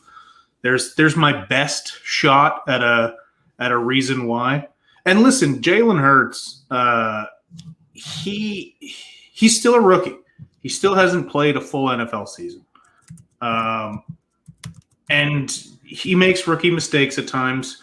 And then at other times he flashes the brilliant quarterback I think he will become. So anytime you have a player that dynamic, he can do it. He can pull it off. He can play excellent football at any given time. If he's in the groove, he can. But I just don't think that'll happen, especially with the way the Raiders are getting pressure. Solomon Thomas has 2.5 sacks right now. He's getting blown up in other categories, but Solomon Thomas had 3 sacks, his best ever as a Niner, playing with a loaded front. A very, very, very interesting game, and I am not moving on it at this point. I need more time and need to see how much sharp money. Does sharp money stop now? I need to keep an eye on the market. Raiders -3, -115 for Bebsie. You just want full game? I just want full game. And that Raiders spot is available at Bet365. Do you agree, very quickly, I know we need to move on, but do you agree with this market move towards the over? Open up 47.5, now at 48.5 at Pinnacle? Yeah, I think that number's a little bit low. And especially, like, I can really see the Raiders running away with this one early. So I can see some garbage time touchdowns for Philly possibly. But also, like, the Raiders, they've played a fair amount of high-scoring games on both sides. So if I had a free bet, I'd take the over. All right, we move on, and we move on to 3 straight games with huge favorites and still fascinating spots. We're going to start at 4:05 p.m. Eastern. Detroit Lions 0-6, 0-3 on the road at Los Angeles Rams, 5-1, 2-1 at home. We're at SoFi Stadium in Inglewood, California. I am very excited about this football game. I don't think I've been this excited about a game with this kind of spread in a long time. Opens at 15.5, goes down to 15, but Pinnacle moved it to 16 when? Pinnacle moved it to 16 right away. 15.5 to 16. Now that 16 is heavily juiced, but they haven't moved it. That's very interesting that all the other books have moved it to 15, but Pinnacle is not moving it. This total opened up at 50. It's now at 50.5. Let's take a look at the market, or the cash flow, I should say. And we have 6,834 tickets in. 77% of the tickets on the Rams, 94% of cash, and we don't have the totals cash for the we don't have the money for the totals yet, but we know that 51% of tickets are on the under. So let's break this down. Goff returns to face the team that drafted him number 1 overall in 2016, and his team is in shambles. Lions are reeling. Doesn't matter how much Campbell cries. This team is a mess after one. It says, what a funny season they've had. God, the Lions are fun. They've lost 10 straight. They're coming off an ugly 34-11 home loss at the hands of the Bengals. Goff goes 28 for 42 for just 202 yards. He threw 42 pass attempts for 202 yards. And not only that sounds bad, but then they had a 13-play 75-yard drive with a few minutes left in the game that meant nothing. Take that 75 yards out of it, and then look at his yards per attempt. Unbelievably bad. TJ Hawkinson, 8 catches for 74 yards. Their ground game was atrocious. 18 carries for 36 yards. DeAndre Swift ran 13 times for 24 yards, 1 touchdown. He did catch 5 passes for 43 yards, but they're getting nothing out of the run game. The Lions were shut out in the first half for the 3rd time in 4 weeks. I got to say it again. Shut out in the first half for the 3rd time in 4 weeks. Haven't scored a touchdown in the first or second quarters since their opening drive in week 2. Couldn't get pressure. 2 sacks, 5 quarterback hits. Lose defensive end Nick Williams to a left ankle injury. Charles Harris questionable with an oblique injury. And the Frank Ragnow loss was clear.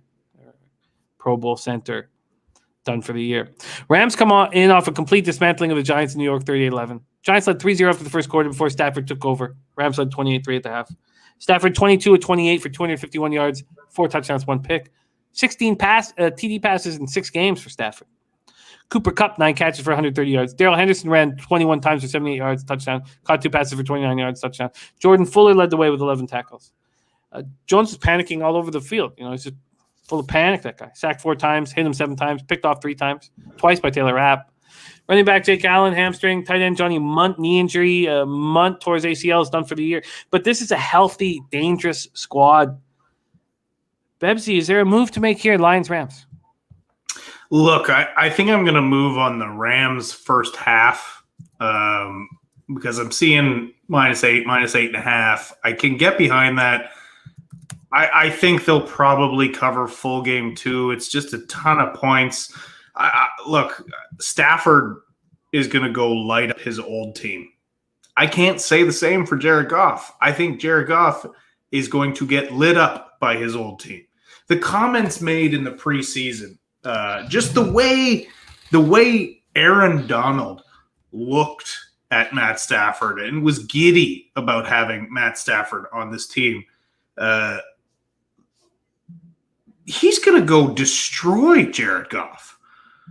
I'm worried for Jared Goff's life in this one. He's going to get smashed all day.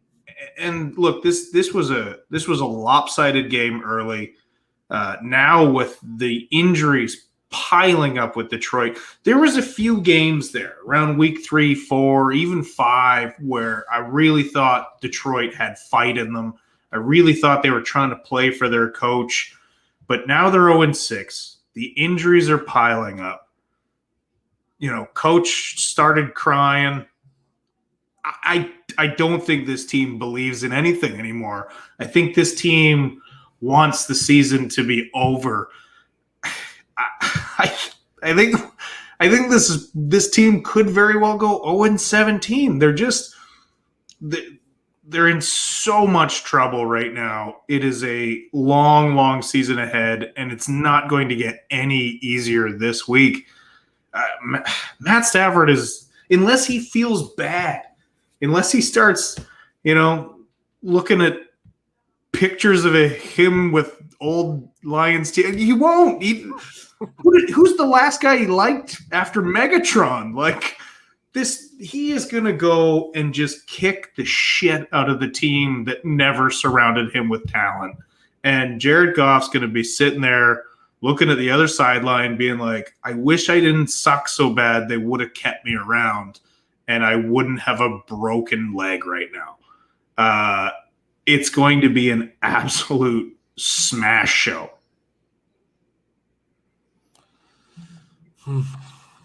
Because what do you think of this? What Birdie's saying?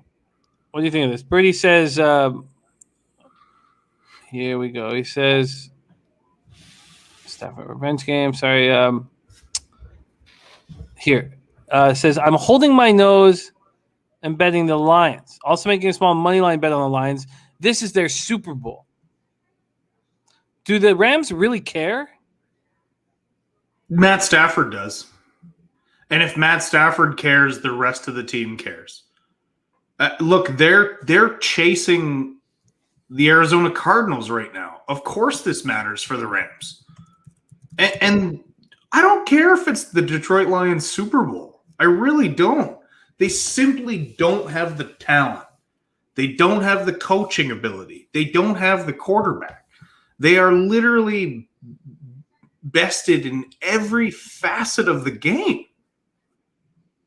I think it's a lovely idea, but I just don't think it's a reality.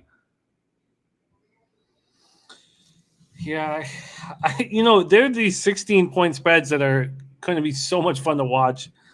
This is one of them. I would love to have the balls to bet Lions first half. If the Lions somehow win this game, it will only confirm my theory that every NFL game is rigged. You want to book a first-class ticket to the Rams first half? Yes, I do. All right, I can get you -8 and -8.5, -105. -8.5, -105.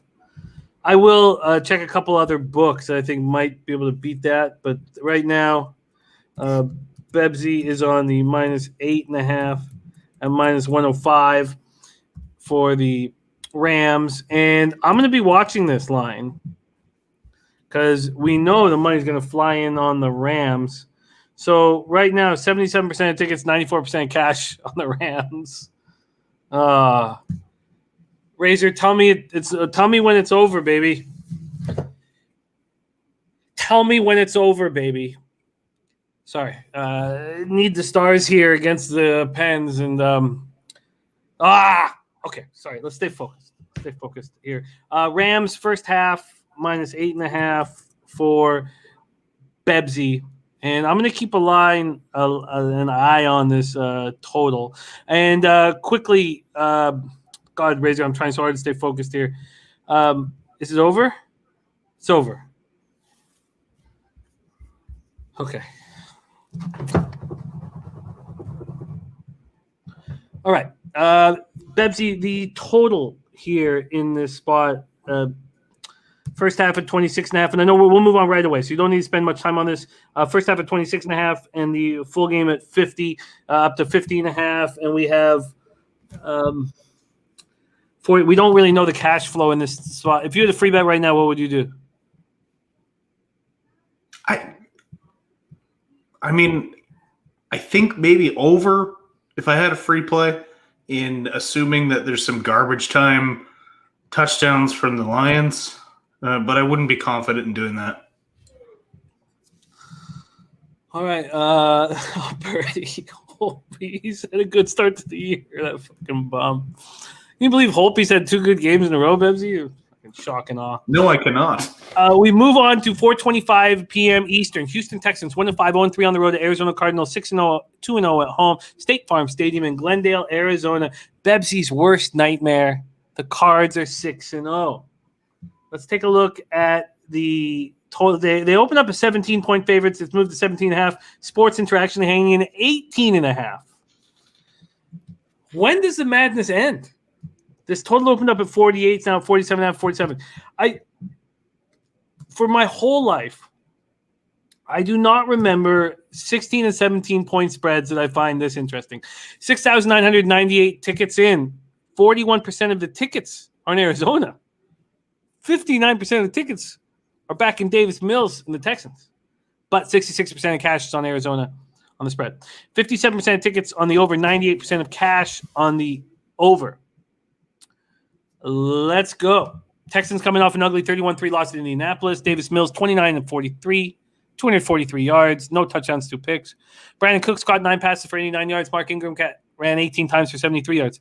Philip Lindsay ran 7 times for 39 yards. David Johnson was good enough to show up, run the ball twice, and fumble once. An ass clown. Jonathan Greenard, 2 sacks, 3 quarterback hits. No one else was able to get any pressure. Safety Terrence Brooks has a bruised lung. And it's an issue. He stayed in Indianapolis. I don't know what's going on with him now, but he couldn't leave with the team. Danny Amendola thigh, starting center Justin Britt knee, left tackle Laramie Tunsil left thumb, all missed on this game, and they're big pieces. And they're not going to rush Tyrod back. Well, why would they?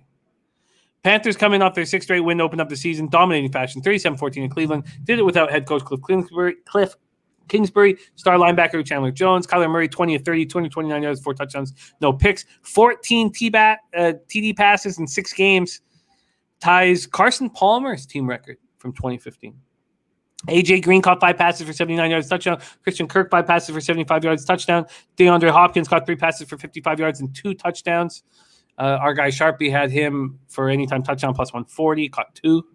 James Conner ran 16 times for 71 yards. Chase Edmonds ran 4 times for 46 yards. Cardinals defense swarmed Baker, 5 sacks, 6 quarterback hits without Jones. Defensive lineman Rashard Lawrence calf didn't play in the second half. Tight end Darrell Daniels suffered a hamstring injury in the first half, didn't return. There is no update on either at this point. 18-point favorites here. Texans Cardinals, you have a move? I would love to take 18 points, but they're begging you to bet that. They know this is going to be a smash. I can't do that. I would love to grab that 18.5 and run. I'm just not going to.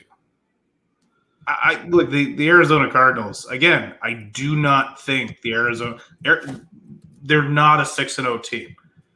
They're very lucky to be 6-0. They are. They facing the Niners, a rookie quarterback. It was still a 1-score game at the end of that. They lost by a shanked field, or they won by a shanked field goal at the end of that Vikings game. I don't think this is a dominant team, but what it is a healthy team. It's a team that's rolling, and they're going up against a Texans team that I thought would be grabbing the number 1 overall pick this year until I've seen the way the things have been shaken out with the Lions. But it's a terrible football team playing the hottest team in the NFL right now. Would you take the Cardinals at 18-point favorites? I mean, it sounds ridiculous. It is ridiculous, and therefore I'm not touching this game. I'm barely going to watch this game. I'll check in on the highlights, and if I had to guess, I'd say, 20-point victory from Cardinals, but I'm not putting money on it. Over lock of the week, says Logan Collins. What do you think of the over here?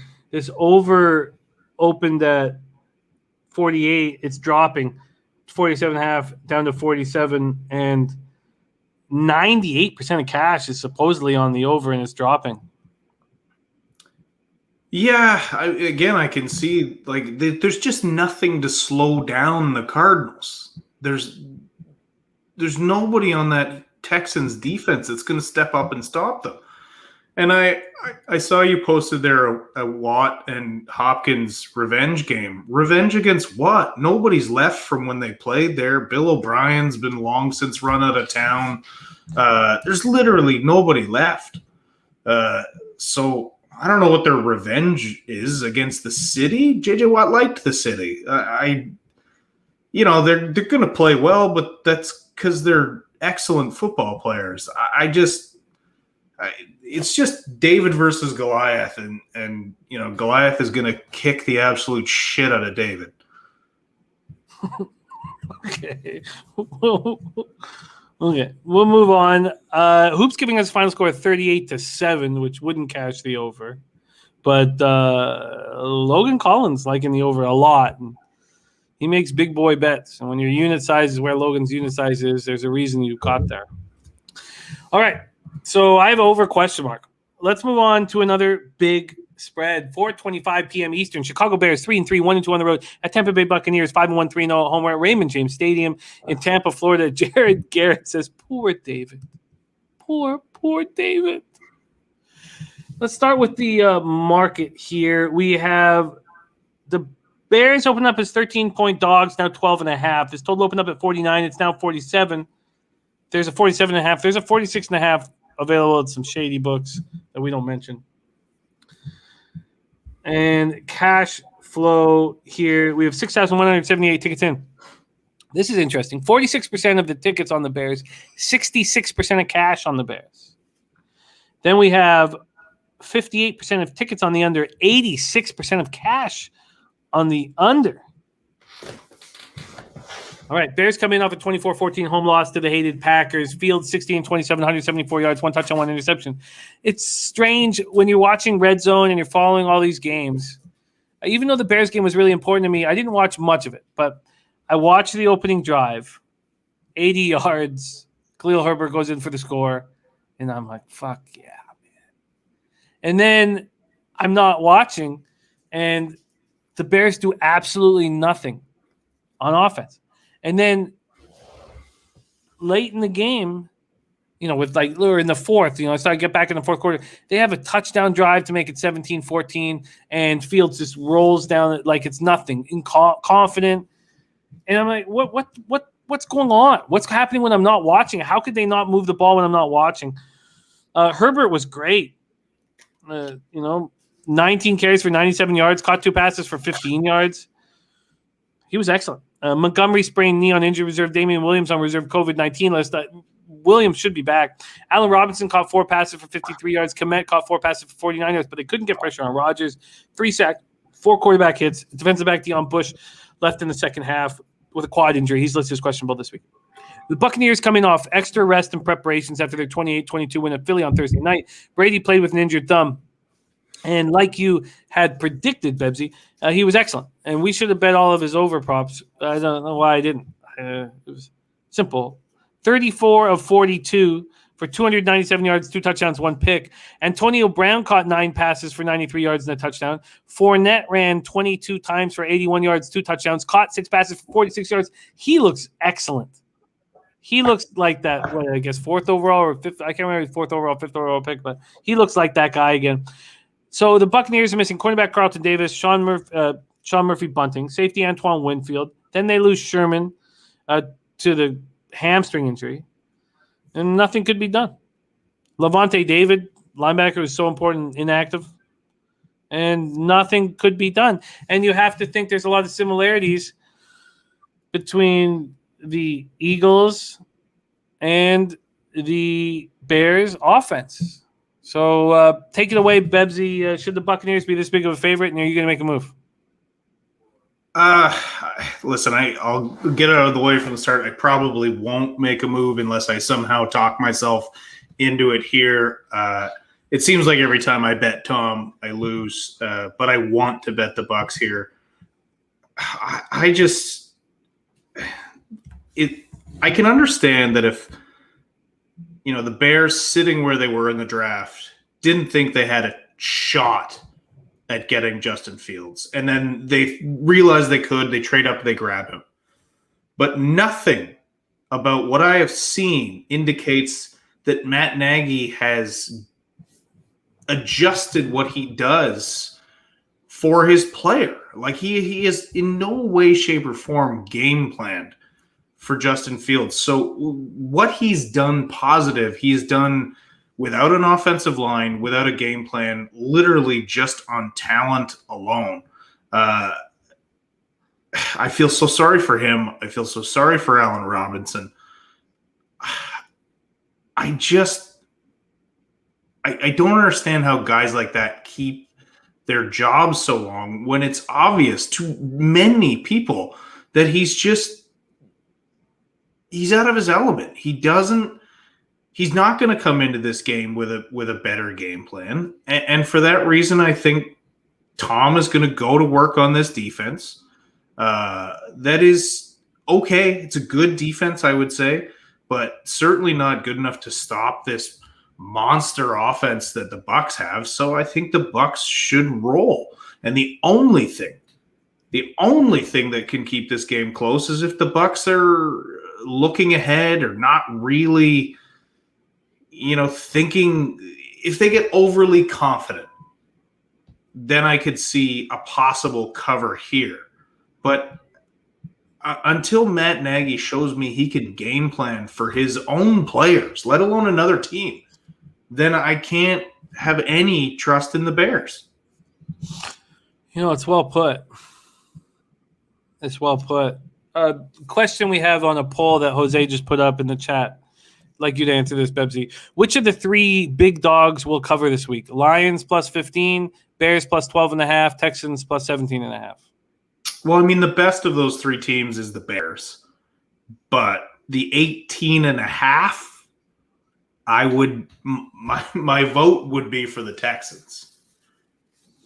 At this point, the 54, we have 26 votes in. 54% like the Bears plus 12.5, 27% like the Texans plus 17.5, and it just changed, 22% on the Lions plus 15. That's a great poll, Jose. I loved it. I do not know exactly what to do with these big spreads at this point. Clearly, I'm not making any moves on them. And I find them extremely fascinating games, and I don't think that we should just put them to the side because they're big spreads. I think there's money to be made on them. I just think they require more study. And at this point, if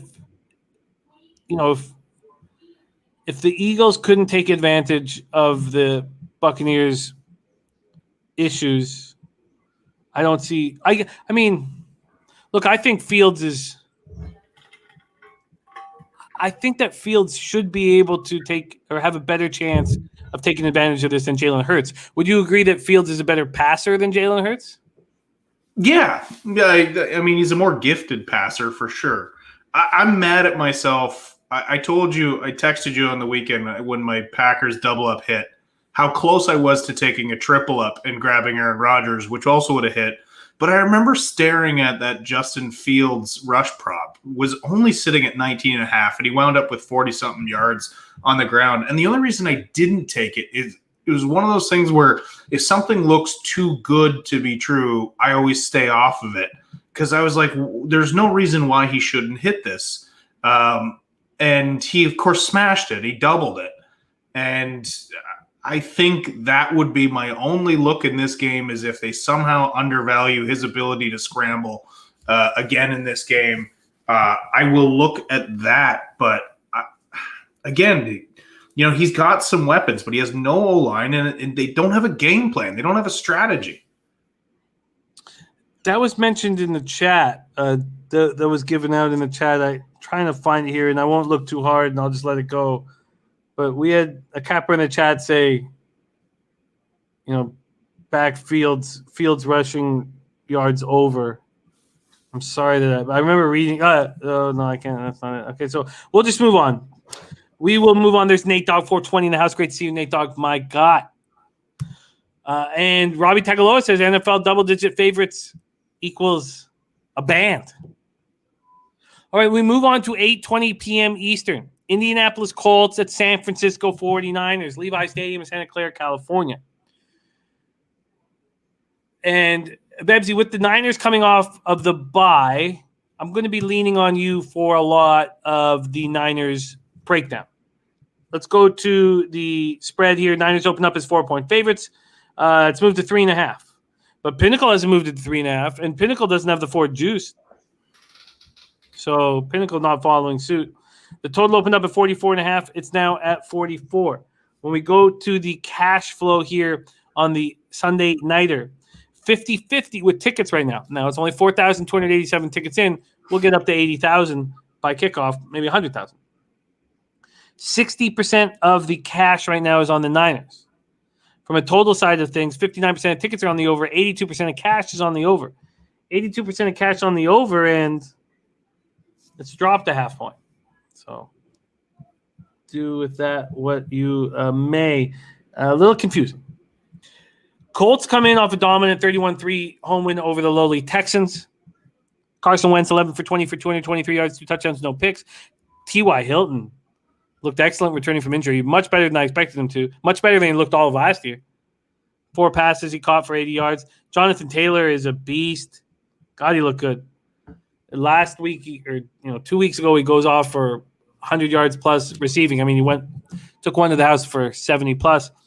This week, runs 14 times for 145 yards, 2 touchdowns. Darius Leonard, 6 tackles and a pick, 2 sacks, 5 quarterback hits.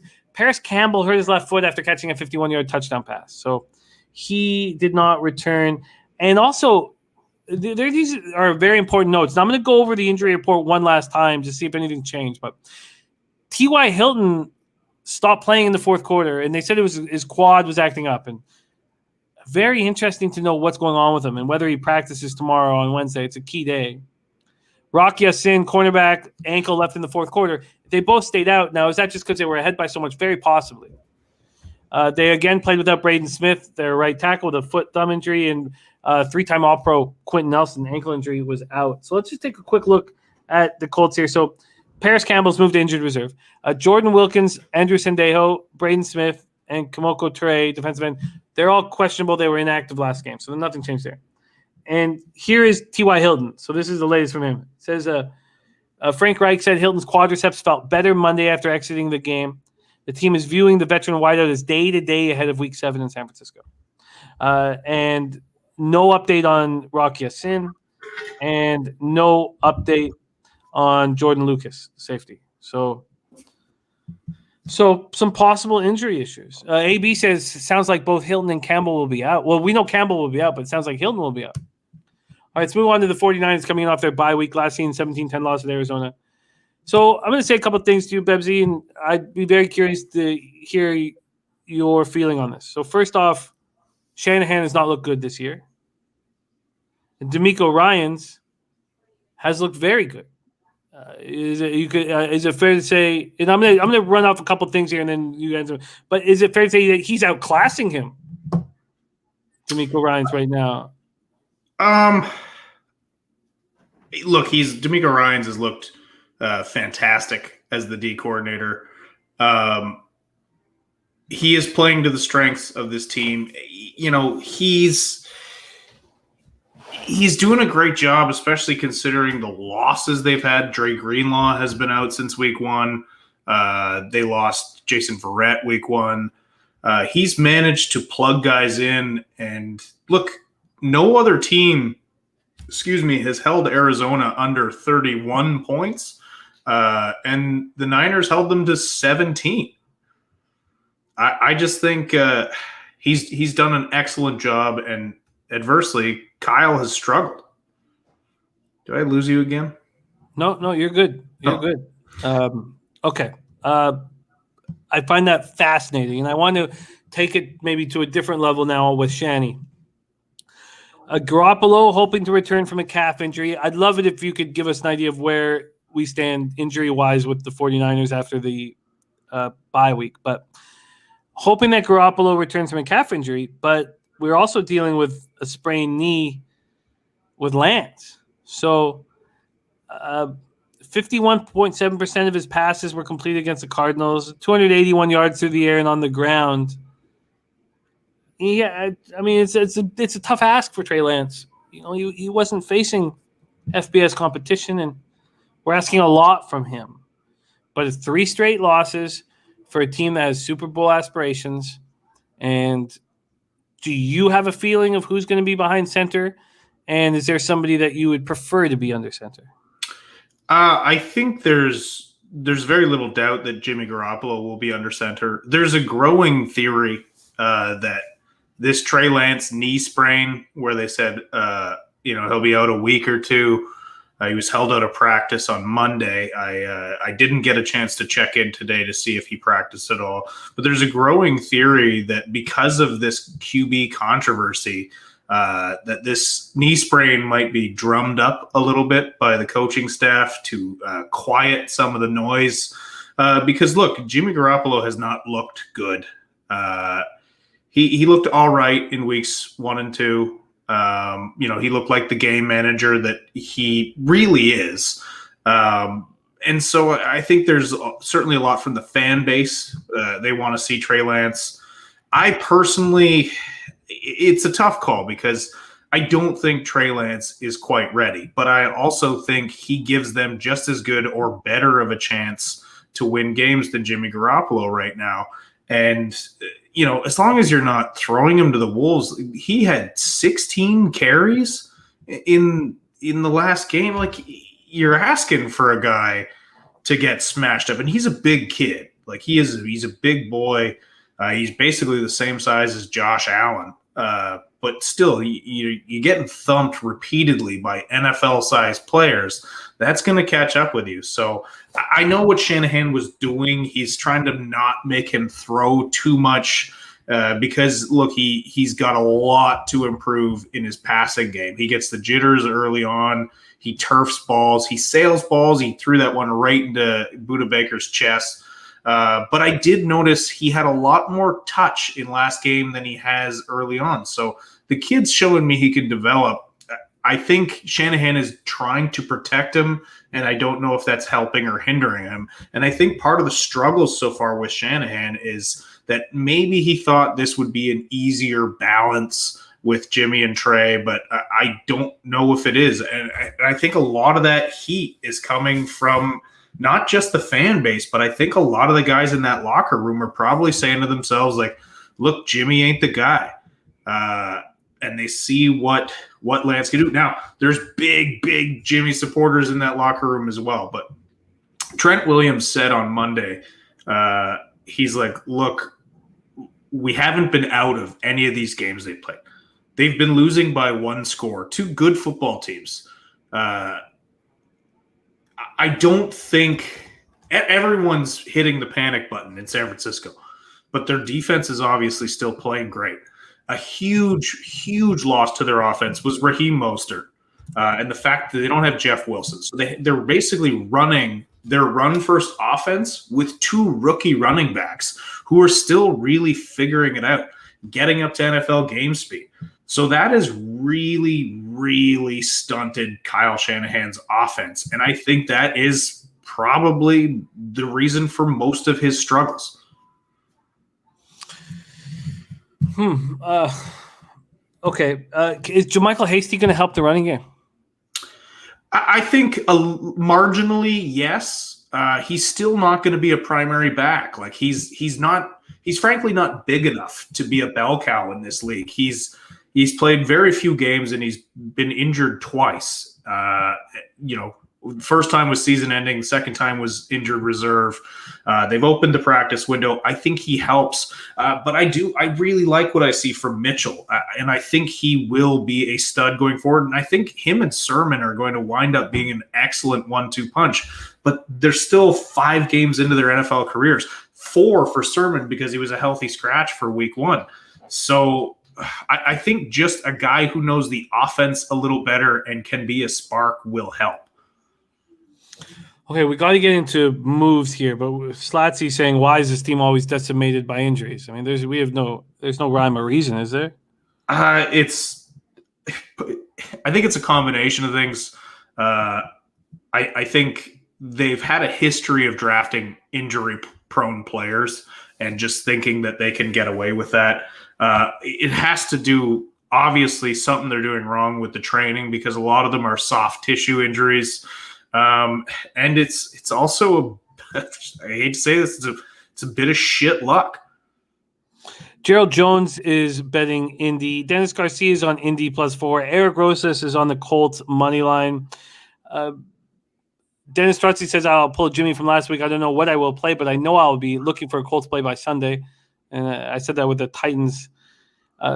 So the market has moved to 3.5. Market moving towards the Colts. And yet the bigger bets have come in on the Niners thus far. Is there a move for you in this game? I'm going to stay off it because of the way Shanahan has been struggling so much. And I need to see Kyle Shanahan get right.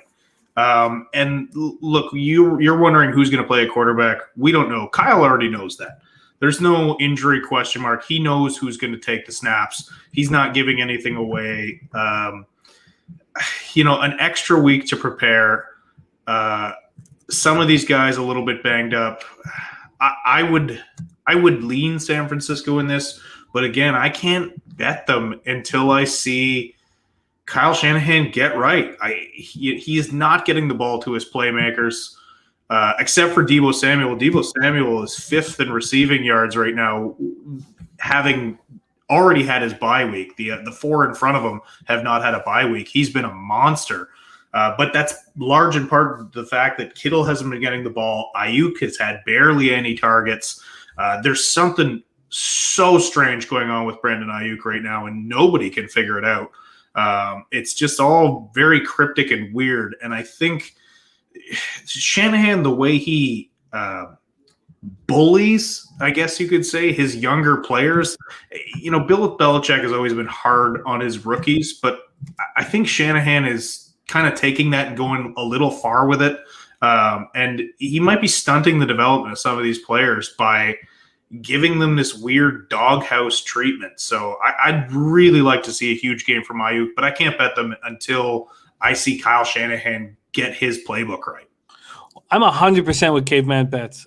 He says, I'll take the -3 of 49ers if it drops to that. I'm 100% with that. I think that the Indianapolis coming off weak competition. I know this isn't college football when you beat up a FCS squad and then face a real team and you don't look as sharp. But you have to think the Indianapolis Colts are gaining confidence, feeling good about themselves. Sure. And maybe that was what they needed as a team. But San Francisco off the bye, I'm with Caveman Bets completely. I'm going to wait. And if this gets to 3.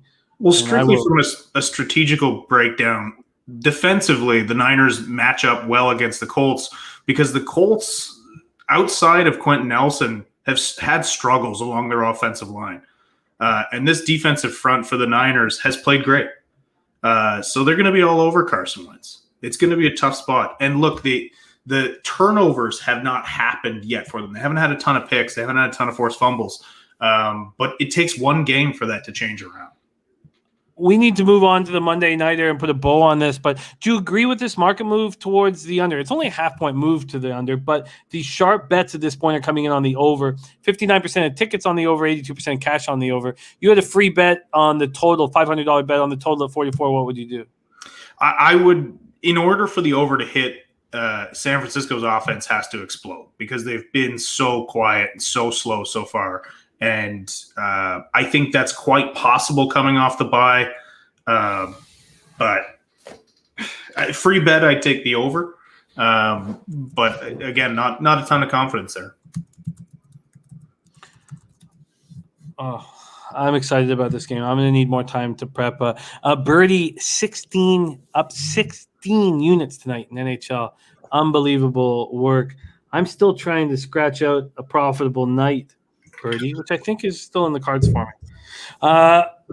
Great breakdown there in Colts Niners. That's your Sunday Nighter. It's going to be a fun one. When you say that the Niners could possibly explode offensively, I find it difficult to believe. Personally, I'm just like, not that I'm against that. I just find it difficult to believe. You have every right to be apprehensive. So am I. I'm just saying it could happen. I wouldn't bet that it will. Gerald Jones wants a quick weather check on that spot. We'll just do it very quickly here. San Francisco weather. For the Sunday Nighter, there's rain in the forecast all week long. Wind and rain. Jeez. Yes. didn't realize it was this bad. It wasn't as bad yesterday. 21-mile-per-hour winds and wind and rain. Wind and rain all day. Wow. If it becomes a running game with this weather and a defensive game, I mean, when you hear that the wind's going to be 20 miles per hour all day, actually not quite all day. Gets to 15 miles per hour at 10 a.m. and then 18 and then keeps building all night. When you hear that's the weather, what is your first instinct? I mean, both are run-first football teams, so I don't know how much that's going to impact the way this game is. And we still have sharp bets on the over. So, all right, let's move on to the Monday nighter, last game on your card, New Orleans Saints at Seattle Seahawks. And I did move on the Seahawks at 5. And the more time I spent on the game, Burgundy in San Francisco, the more, I guess, uncomfortable I got with the spot. But I'm very curious to what you think. We don't even know what the Saints lineup is going to look like here after their bye. They had so many injuries. We'll go over some of them. But this opened up at 5. It opened up at 3.5. Excuse me. I saw it at 5.5. Like, that was the first thing I saw. So this 5.5 move, it opened up at 3.5. And yesterday at noon, it jumped 2 points at Pinnacle. So a huge bet was made on the Saints. Pinnacle moving 2 points, that's not a player personnel related move, because I don't think it's a personnel related move myself. So it was a big move. So we're in Lumen Field in Seattle, Washington right now. We have just 2,597 tickets in. Game 6 days away. 51% of the tickets are on the Saints, 67% of cash on the Saints. 47% of tickets are on the over. 84% of cash is on the over. Chris Brady says, yeah, the Saints are mysterious. They come in off their bye week fresh. Last saw them in a 33-22 win at Washington. So let's talk about players that have missed time. So during the first 5 games, let's talk about the guys who've missed the entire 5 games. Michael Thomas, All-Pro, 2-time All-Pro. Ankle surgery. And we don't know if he's confirmed back. I'm going to get this up here so I can go over. I would like to go over my notes first and then go over Michael Thomas. It feels like that guy hasn't played in 2 years. Multiple weeks away. Okay, so multiple weeks away. Okay, so he's not coming back. Okay, that helps. That helps. And because I was saying it's not a player-related move, and if Michael Thomas was ready, it would have been. Traquan Smith, hamstring. Starting defensive tackle David Onyemata, suspension. Tight end Nick Vanette and kicker Will Lutz. Starting center Eric McCoy, calf muscle, hasn't played since the first quarter of the regular season opener. Starting defensive end Marcus Davenport, shoulder. Starting linebacker Quan Alexander, elbow, haven't played since week 1. We're talking about a team that's 3-2 and in position to make a run here. Left tackle Teron Armstead has missed 2 games since his week 3 elbow injury. Running back Tony Jones Jr., the backup of Alvin Kamara, was out with an ankle injury early in week 4. How many of these guys are coming back? And it's still not clear. I still couldn't get clarity the more I looked into it. Seahawks coming off a 23-20 overtime loss in Geno Smith's first start since 2017. I thought he played well. 23 of 32 for 209 yards, 1 touchdown, 0 interceptions. He didn't try to force things. When he did try to force things, he got strip sacked. But it was in overtime, and that's when you want your quarterback to probably force things. I thought he played well, in control. DK Metcalf caught 6 passes for 58 yards. Alex Collins had the first 100-yard rushing game by Seahawks since December 15th, 2018, 20 carries for 101 yards. So they played the final 3 minutes and 10 seconds of regulation without linebacker Darrell Taylor. He left on a stretcher. It was very scary for everyone watching. And after the game, Pete Carroll said the preliminary CT scans are clear, feeling all his extremities, and he's expected to fly home with the team. If you saw the looks on the other players' faces, you wouldn't have thought that was the case. And when that happened, I thought, man, it's time to live bet the Steelers. I hate taking advantage of those situations, but we're gamblers.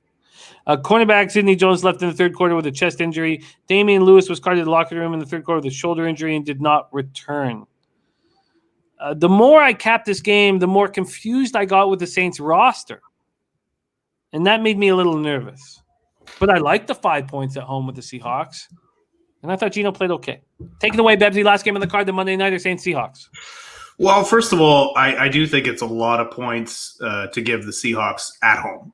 We all know how difficult it is playing in Seattle. The flip side of that is I love Sean Payton coming out of a bye week. Also, I think the unknown of who's playing and who's not plays heavily in their favor. Now, I don't know if I think Geno Smith played as well as you did. I think Geno Smith was protected in their strategy. He didn't have to do much. I also think they had no business being in overtime. The end of that game was complete and utter horseshit.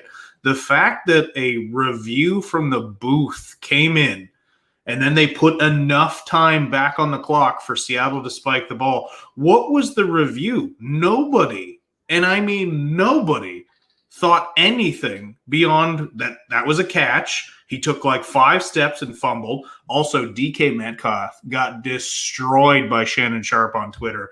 It was so funny. But they had no business being in overtime in that game. They clawed back. I really think this is a tough spot for them just because of Sean Payton coming out of the bye. They're going to get some of those players back.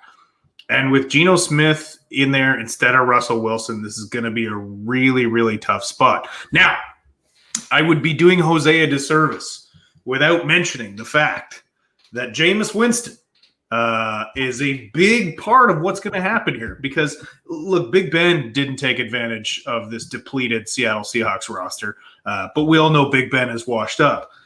Will Jameis Winston take advantage of them? I doubt it. I mean, he's going to make a couple of plays for sure. I think as long as he plays within a small structure that I'm sure Sean Payton is going to keep him on a short leash and just make sure he doesn't fuck up, which Jameis loves to do. I think that it's going to be extremely difficult for this Seahawks team to play a Saints team coming out of the bye, even though Jameis Winston is their quarterback. Well, let's get a little clip of all Jameis Winston.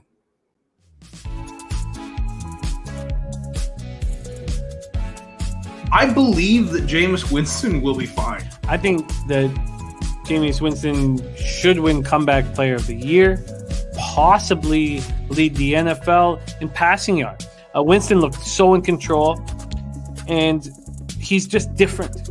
This is a different Jameis. We talked about it last week. I have faith in Jameis, but is it as simple as laser eye surgery? Is it? Jameis Winston looked lost, and he's incapable of communicating and making smart decisions. He's just incapable between the ears of playing elite football in the NFL. I'm not going to sell on him yet, but he did look terrible.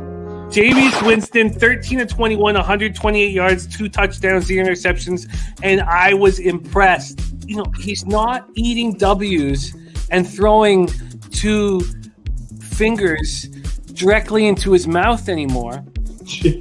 I bet Jameis Winston drives around with no seatbelt. I love this guy. He was in command of the offense. He didn't make mistakes, and he looked like good Jameis Winston.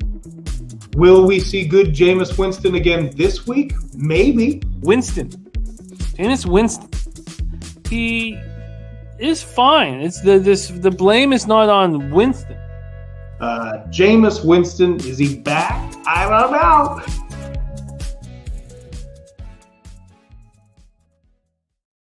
Okay, Bebsy, it's time to make decisions here. It's the Monday Nighter. We don't know what this Saints roster is going to look like. We don't know what it's going to look like. Birdie says Seahawks will not be rushing for 100 yards versus the Saints. Geno will have to beat them with his arm. I agree. I think that's a huge point. They're going to rely on Geno Smith they're going to have to rely on Geno Smith to beat them with his arm. And that's why I lean Saints. Well, I already moved on the Seahawks plus 5. 5's a messed up number. It's not some number that I was like rushing to get to, but I moved on them. I just felt that on Monday night I wanted to have them, wanted to back them. And I'm nervous. I'm nervous because I don't know what Peyton has in store. I don't know who's of all those guys we talked about that are hurt over the beginning of the year so far are going to be available. Is there a move that you have interest in this spot, or are you hesitant to pull the trigger? Yeah, I think just the fact that we don't know who's going to be playing for them yet, but I do lean Saints. I'm going to be staring at this game as we get closer to game time and see if there's a play there for me. But listen, Jameis Winston might be my favorite player in the NFL right now that doesn't wear red and gold. Oh man, yeah, he's a fortune cookie, man. Just don't know. He's so much fun. Yeah, I don't know, but I'm betting against him. So I hope he lodges 2 fingers crossed into his mouth and tells everybody that he's going to be successful. That's what I hope. I'm on the Seahawks +5 right now. No move on this total. Bebsie, for this total, do you last look at all of this? Do you agree with this slight move to the under, opening up at 44, now 43.5 or 43? If honestly free play, I would take the over in this again, especially with Sean Payton getting extra time to game plan for this. Jameis Winston's going to throw four touchdowns in this game. There, I said it. Okay, well, we will see. We will see. 4 touchdowns. We shall see. There you have it. Say what? You heard it here first. Oh, yes, we certainly did. 4 touchdowns. So a player prop available for you. Touchdown passes over. There you have it. There is our big Week 7 card in NFL football. Let's review action right now. First off, I'm on the Broncos +3.5 -120 on Thursday Night Football. And I think Bebsie should get off of his no-bet Thursday night thing. I really do. I think if you like the Broncos money line, I think you should attack it. But Bebsie and I both start our card with Washington football team +9.5. Then Chiefs, Titans, no move for either of us. Fascinating game. Then Bebsie has doubled up on the Falcons first half -0.5, full game -2.5. And I'm already on the full game. But I do think that it's such a great spot for the Falcons. And I'm going to move on the first half -0.5 as well. And I think the under 47.5 is in play. I really do. Chris Brady, Pacific Northwest guy, says Jameis gets slaughtered. I like seeing that. AB, thank you, my man. We'd love capping with you. So I'm thinking of adding the under to that action. Bebsie's on the Patriots -7 at -110. And if I get a hook, I think we might be going heads up. Because but I need to know about Jared Davis and Marcus May if they come back for these Jets. And fresh off their bye week under Robert Saleh, I'm excited to see what they do. Panthers Giants, I'm on. I can barely see. He looks lit up. You're riding with me? You're riding with my Jets? I'm close. Mormon? The only thing you could possibly do here is get me off of them. Well, that might be for the best at the end of the day. Jose came in like he was going to talk some shit, and then he's like, I just better not. Fuck it. I'm on the Giants +3. It's a very controversial look. Bengals Ravens, no move for us, but sharps are on the Ravens, and public seems to be on the Bengals at this point. Then Bebsie's on the Raiders -3. I don't know what the hell's going to happen with Bisaccia's next game. Like I can't pretend that I can sit here going, oh, no, it's Bisaccia and Greg Olsen. They're the future. I can't. Bebsie's on the Rams first half at -8.5. That's another spot where I'm actually thinking of, I don't want to, but I'm thinking of going heads up with the Lions first half. But I want more money to come in. I would like to get 9.5. Well, I want more than 9. I would 9.5, maybe 10.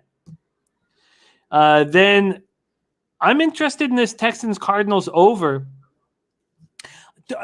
I think it's very possible in this spot, Bebsie, that the Cardinals play sloppy and allow a couple scores from the Texans. 6-0, feeling so confident against a bad team, and they have to actually put up some points. You're nodding your head. Do you think that is a legitimate possibility as well? Yeah, I absolutely do. It's why I didn't want to bet on the Cardinals, because I think they could get sloppy in it. But that 18 and a half just feels like they're begging you to take the Texans. Just begging you to be like, come on, this is so many points. And then they lose by 30. Cindy plays horses. We love capping with you and your husband. Thank you guys so much for joining us. A lot of fun. And congratulations on your big night in the NHL. And Birdie celebrating his birthday with a monstrous night in the NHL. Bears, Buccaneers, nothing. Colts, Niners, nothing at this point. But if there's a -3 on the Niners, I'm going to take it. And then I'm already on the Seahawks, and I'm a little nervous about it. And there is your Monday show. Bebsie, we need to catch fire. I'm giving us to week 9, the completion of week 9. If we can't, push ourselves in the right direction at that point, then you know how close I was to a 9-3 weekend? Oh, I know you got it in you, Bebsie. God damn it. And look, we're the only show that puts out honest and transparent records with everything that we say. And there's dangers with that. Now, Bebsie and I will never sell you anything. So a lot of the people who are afraid to put up their records are trying to sell you whatever it is, picks, bullshit. We're not doing that, and that's why as much as it's embarrassing right now, we'll still be honest and deal with the consequences that arise. And I've never seen Bebsie end the year in negative units, so I expect greatness from you, Bebsie. Bebsie, we have no show without these great cappers in the chat that inspire us and push us. James, Nate Dogg, Justin Deep Brar says you guys so much better than -20 units. Look, it's just where we are right now, and if our record is not worthy of us having this show, then we'll hand it off. We'll let other cappers do it because it's a special opportunity for us to have it, and we don't take it lightly, and we want to win very badly. And it's just straight honesty here, and we have to deal with those consequences. Chris Brady, Dave and Cal 48, Caveman Bets are. Cindy plays horses, Dennis Trusty, Burgundy Bets, Hoops 590, Morgan Spooner, Gerald Jones, AB, Eric Birch. He says, Bebsie, are you drunk? No, this is sober, Bebsie. You'll see more drunk Bebsie when we start succeeding. Eric Chang, much love to you. Chris McCann, you were great. There were so many great guys giving us great insights in the show. Chris McCann, you were excellent. Han Solo, Josh Gillum, Big Joe Betts, all you guys. Bro Video, Only Bet the Plus. We got nothing without you guys. Dennis Garcia, Birdie, Slatsy, and happy birthday, Birdie. Bebsy, you want to put a bow on this? Yeah. Listen, I am not used to playing from behind in the betting game, so I feel like I got to right this ship soon. I appreciate the support from the cappers in the chat. And, of course, I have to give Birdie and Dutch. We can't forget Dutch. Birdie and Dutch, happy birthday, lads. A couple of beauties right there. But let's fucking turn it around this week. Oh, for the love of God, please fucking turn it around. Thank you guys so much for watching. Let's have ourselves a giant week 7.